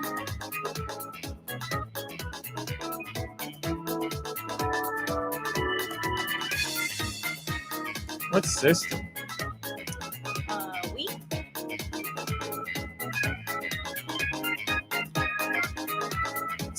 Not first party? Nope. Is it? I don't know. I think I'm wrong. But is it Sega? It's not Sega. Is it THQ? Nope. There goes that line of thinking.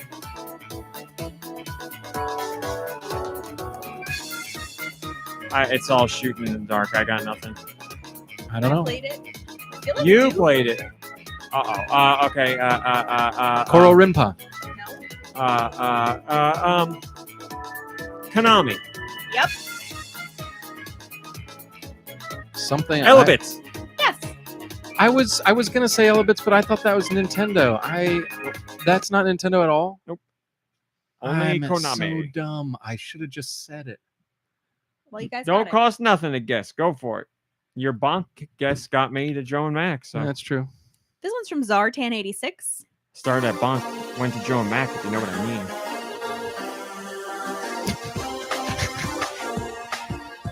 Well, it's a Mega Man. But what? That's the question. Because I ain't got no. I mean, I guess I could. This is not from Mega Man. Like, I mean, what Mega Man? Like, what Mega Man with this big? Jesus. Some like some sort of spin-off Mega Man. No, I'm just asking. It's like,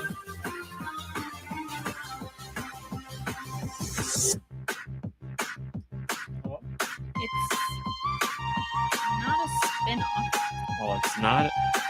Unless I'm crazy, it's not a mainline Mega Man game. It's a song from Mega Man 2, but redone. so would it be from a collection then? Yes. Mega Man Legacy Collection. No. Mega Man Legacy Collection 2. No. Mega Man, the one on the GameCube that makes me mad. Yeah. A Mega Collection? Anniversary. Anniversary. I'll give it to you guys. Oh, it is the GameCube one. Yep. We'll take it. Still in my possession. Still hate it. All right. This one comes from Hailey and Tom. Hurley and Tom. Another one I know. And I feel like I should get this right away.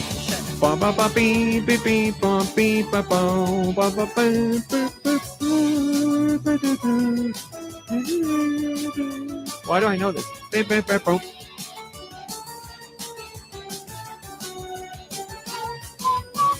You know this song in your lungs. Ooh. Oh, it's a Shantae song. Sure is. Now what one? I don't know. I can guess them.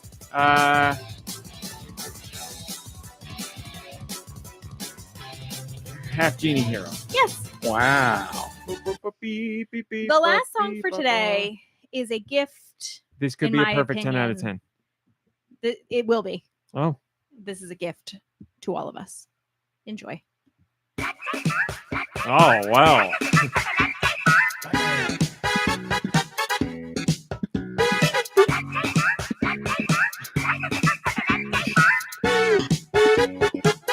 Am I wrong in saying arguably at least as weird as Uku as far as characters go? This is a little freak looking kid. I would say you're wrong. Malo is not nearly as weird as Uku. I agree. But Uku's just like an animal creature. Like Malo's so weird looking. Malo is weird looking, but I'm sorry. Uku is so weird. Otherworldly weird. Like with her droopy teats and like her just weird everything. And then she's got the baby that's just a head with wings. Yeah, but Malo, I mean, just has weird eyebrows. Is all. Weird eyebrows and like he's just got some like chipmunk cheek going. Bingo is right. Malo needs somebody to match their freak. It's a great Is picture of Mallow a child or Yes. they say it then? Well, Malo hangs out with like two teens, so either they're like a very small teen, or they're like, I always just saw them as like younger, Twilight Princess. If we didn't but say. more driven, and I don't know, because they open their own mart. Well, guys, 10 out of 10. Dude, thank you for saving it with your bonk. Man, I can't believe it happened. perfect. Have you ever played a bonk game? I've watched Have you ever had a I've Krispy watched Kreme? you play. I don't think yeah. hmm Have you ever played Bonk's Revenge? Did he actually get revenge? I've watched you play. I'm pretty sure I haven't. He hits things with his head, right? He hits things with his head and he goes Bonks crazy 'em. when he eats meat. And there's something about the soundtracks to those games that they're good soundtracks. They're very good. But We don't there's have- just something about the instruments and the style that's like makes you feel like strange. Something about them. They're just strange in a good way. In a good way. We don't have a youch on the soundboard. I mean, I could look into it. But not today, because the show's over for today. That's Right, it. show's We're done over. here. That's Nothing- it. Nothing left That's to it. see Everybody here, have a everybody. great week. Stay. wait. careful out there. Hold on. Spiders and flies coming in hot. Oh my God. Ladies and gentlemen, Deux Views. It's never news. Rumor of the week with Dude Michaels. Ladies and gentlemen, if you listen to the show my before, God. you've noticed that at the end of the show, we reserve a little time for my spiders and flies to come back to me with rumors about the video game industry, Nintendo-wise. And here are some of those rumors now. Now, here is something interesting about the rumor that you're going to hear today. First of all, there's two rumors, which usually never happens. What a gift. Yep. And Is this just because it's like a 10 out of 10 week? it's a 10 out of 10, baby. It's a 2 out of 2 week here. And another thing about the rumors today, which usually doesn't happen, is that they are true. Oh my my God. Usually it's just a rumor and you can dismiss it as some sort of sick joke. But nope, these are true. And I want you to take it to the bank. I want you to literally go to the bank and tell them about these rumors and Oh, then I tell them will. it's true. So the rumors that are true have to do with the game that was revealed in a 15-second teaser, Emio, this week. So the first rumor, which came up first, but might not be as funny, is so Emio. Emio was changed. Emio was actually, before it was Emio, it was something else, and they had to change the name because its lead star Emilio Estevez dropped out to be in Andrew McCarthy's Bratz documentary, which was excellent. If anyone's seen that, and by excellent I mean it was a waste of time. Do not watch it.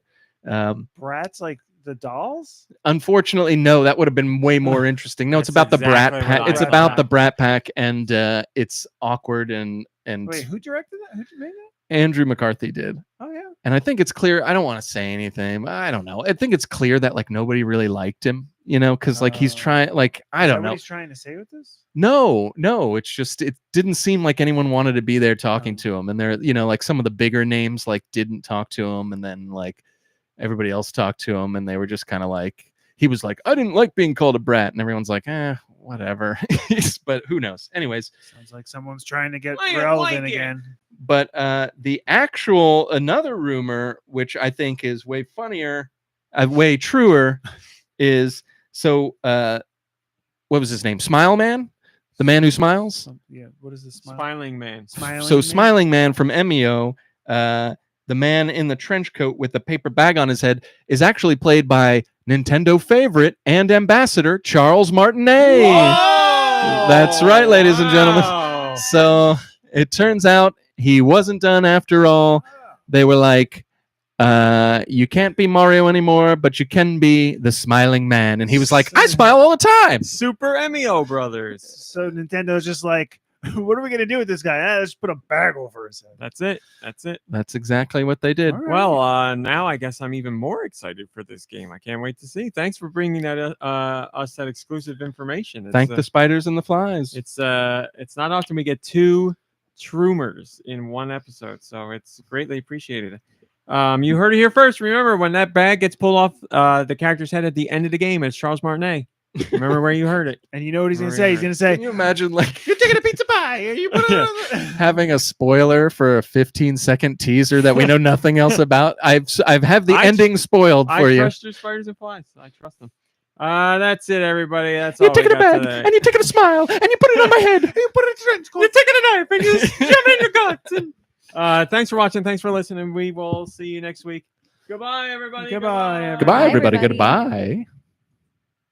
After show, anything anybody wants Charles to talk about? Martinet, he's got range. He does have range. He was Hey, did we- excellent as the father Yeah. in the game. Did we see him in a trench coat in that, or just a suit? Maybe just He was in a bathrobe and he unalives himself off the roof. Spoilers. Wow. So maybe that's where Nintendo was like, he looks great in a bathrobe. Let's put him in a trench coat. Well, he thought he was wearing the Mario hat with the wings, apparently, is what I heard. Oh, that makes sense. He That makes wasn't. sense. He wasn't. Which predates. I thought I had 19 something I was it? wanted to talk time. about, but I don't No, maybe remember not. what it was. The game? Actually, it might have been the same year. What year did Super Mario 64 come out? We were 96. Let's say 96. You think 96? I'm guessing that's when the movie The Game came out as well. Should we look it up or no? Let's look it up. ask a spider. 1996 for Mario is correct. 1997, the Seven. game. Oh, So yeah. he did think he was wearing the Mario hat with the. Oh, it's confirmed now. We got it. You know what? He probably got the role in the movie because of his great work as the voice of Mario. They were like, you know what? There's no lines for this character in this movie, but we heard his voice work and we need him, and that's how they got him. Actually, I heard he just worked for a sandwich. That's why they did it. meatball sub. What was it?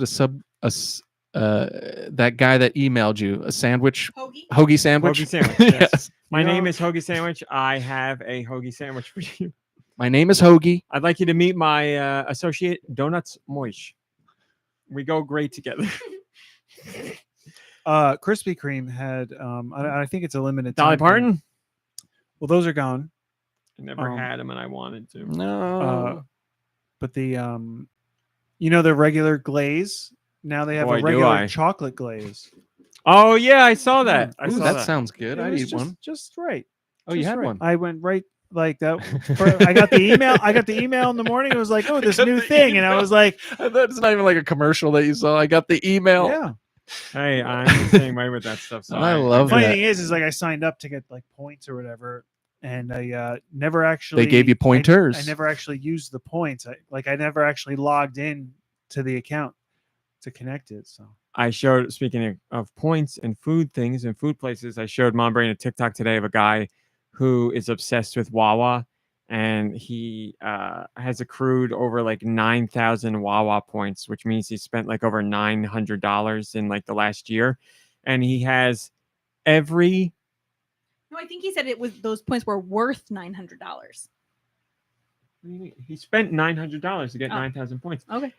He what it is? went and got every receipt number that you can get from Wawa. So order number 1 all the way up to order 999. I don't know how he worked it, but he has a collection, and he showed the collection of every receipt from Wawa. And I was like, not my thing. I do love Wawa. I'm not passionate enough to get every receipt number from Wawa. I don't but understand what that But means. you love his you know how you passion. make an order and they're like number 67. Yeah. That's what I mean. He has a printout with every number. Was he like the first one day? And I would imagine they're like, this guy's in for the 80th time this year, and he keeps asking for numbers. Let's just print him out the numbers he wants, and he'll go away. And then he never went away. But what did we just get from Wawa? Oh, I got Wawa's mac and cheese. Yeah. I've been craving it forever. It's a good mac and cheese. It's good mac and cheese. There was something I wanted to talk about, but it's gone. I'm not going to drag this out. Anybody else? Anything? Or we're done here. You talk about your new underpants? I'm wearing Aldi boxer briefs Oh, for the first time. is this I your haven't first worn time with a boxer brief? ever. Yes, first time ever. Been a boxers man. I went from tighty whities to boxers, and I went to boxers in like middle school. So how's yeah. it feel on all these? It's well, I said to my brain without getting too graphic. Now that my body's changed, I need more support, and boxers were causing me pain. So I needed to get boxer briefs, and it's a different experience. Junk it's a different pain? experience. Yes, because things are. Go ahead. My body was better protected when I was bigger. Your let's say body that, wasn't ready. because my body wasn't ready for its change. Yes, so my legs are much smaller and things move differently. So I was like, I can't walk around like this anymore. I need to wear boxer briefs, I guess. And my brain found them at Aldi, and I'm sure I didn't ask the most important question. How much were they? I think you got 5 pairs for $9.99. Are they edible? In like one package? Mhm. No. And they're not Aldi like themed. They're just Okay. like gray and That's is a bummer. funny. Reggie's quote was, "My body is ready." My quote is, "My body has changed."